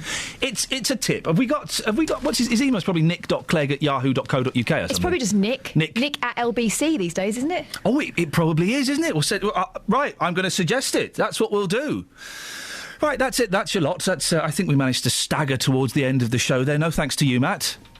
Don't blame me. Everything. The last two shows are all blamed on you. We record the podcast links after this show. Right. Would you do that for us? Oh, I'll have a go at that, yes. Yeah. Yeah, do you have a little practice? Yep. Now? Right. What were you saying? Oh, so, here's a song. No. Oh, for goodness sakes. Travel news for beds, cards and bugs. BBC Three Counties Radio. In Hemel Hempstead, the St Albans Road heading west is partially blocked at the Jarman Way roundabout.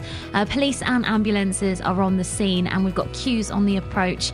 In St Albans, St Peter Street at Victoria Street is partially blocked after a car's broken down, making things very slow in the surrounding area. Still problems ongoing in Luton. The Hitchin Road is partially blocked by the Sports Village because of an accident. Traffic can pass, but it's slow going through the scene. The M1 northbound, between junction 15A for Towcester and 16 for Daventry. One lane is closed after an accident. Very slow on the approach. Public transport, all looking good with no reported problems. I'm Alice Glossop, BBC Three Counties Radio. Thank you very much indeed, Alice. Well, it looks like we made it once again. It's Friday tomorrow. That's virtually the weekend. Sing hosannas. I'm off to go and have a look inside the Big Brother house. JVS is up next. Until tomorrow at 6 from us. Ta-ta. Local and vocal across beds, hearts and bucks. This is BBC Three Counties Radio. Thank you, Iain. Good morning. Welcome to the JVS show. I'm Jonathan Vernon-Smith. It's Thursday. It's 9 o'clock. And on today's Big Phone-In. Do you want the government to pay for Lindsay Sandiford's new appeal? The 57-year-old cocaine-smuggling grandma who faces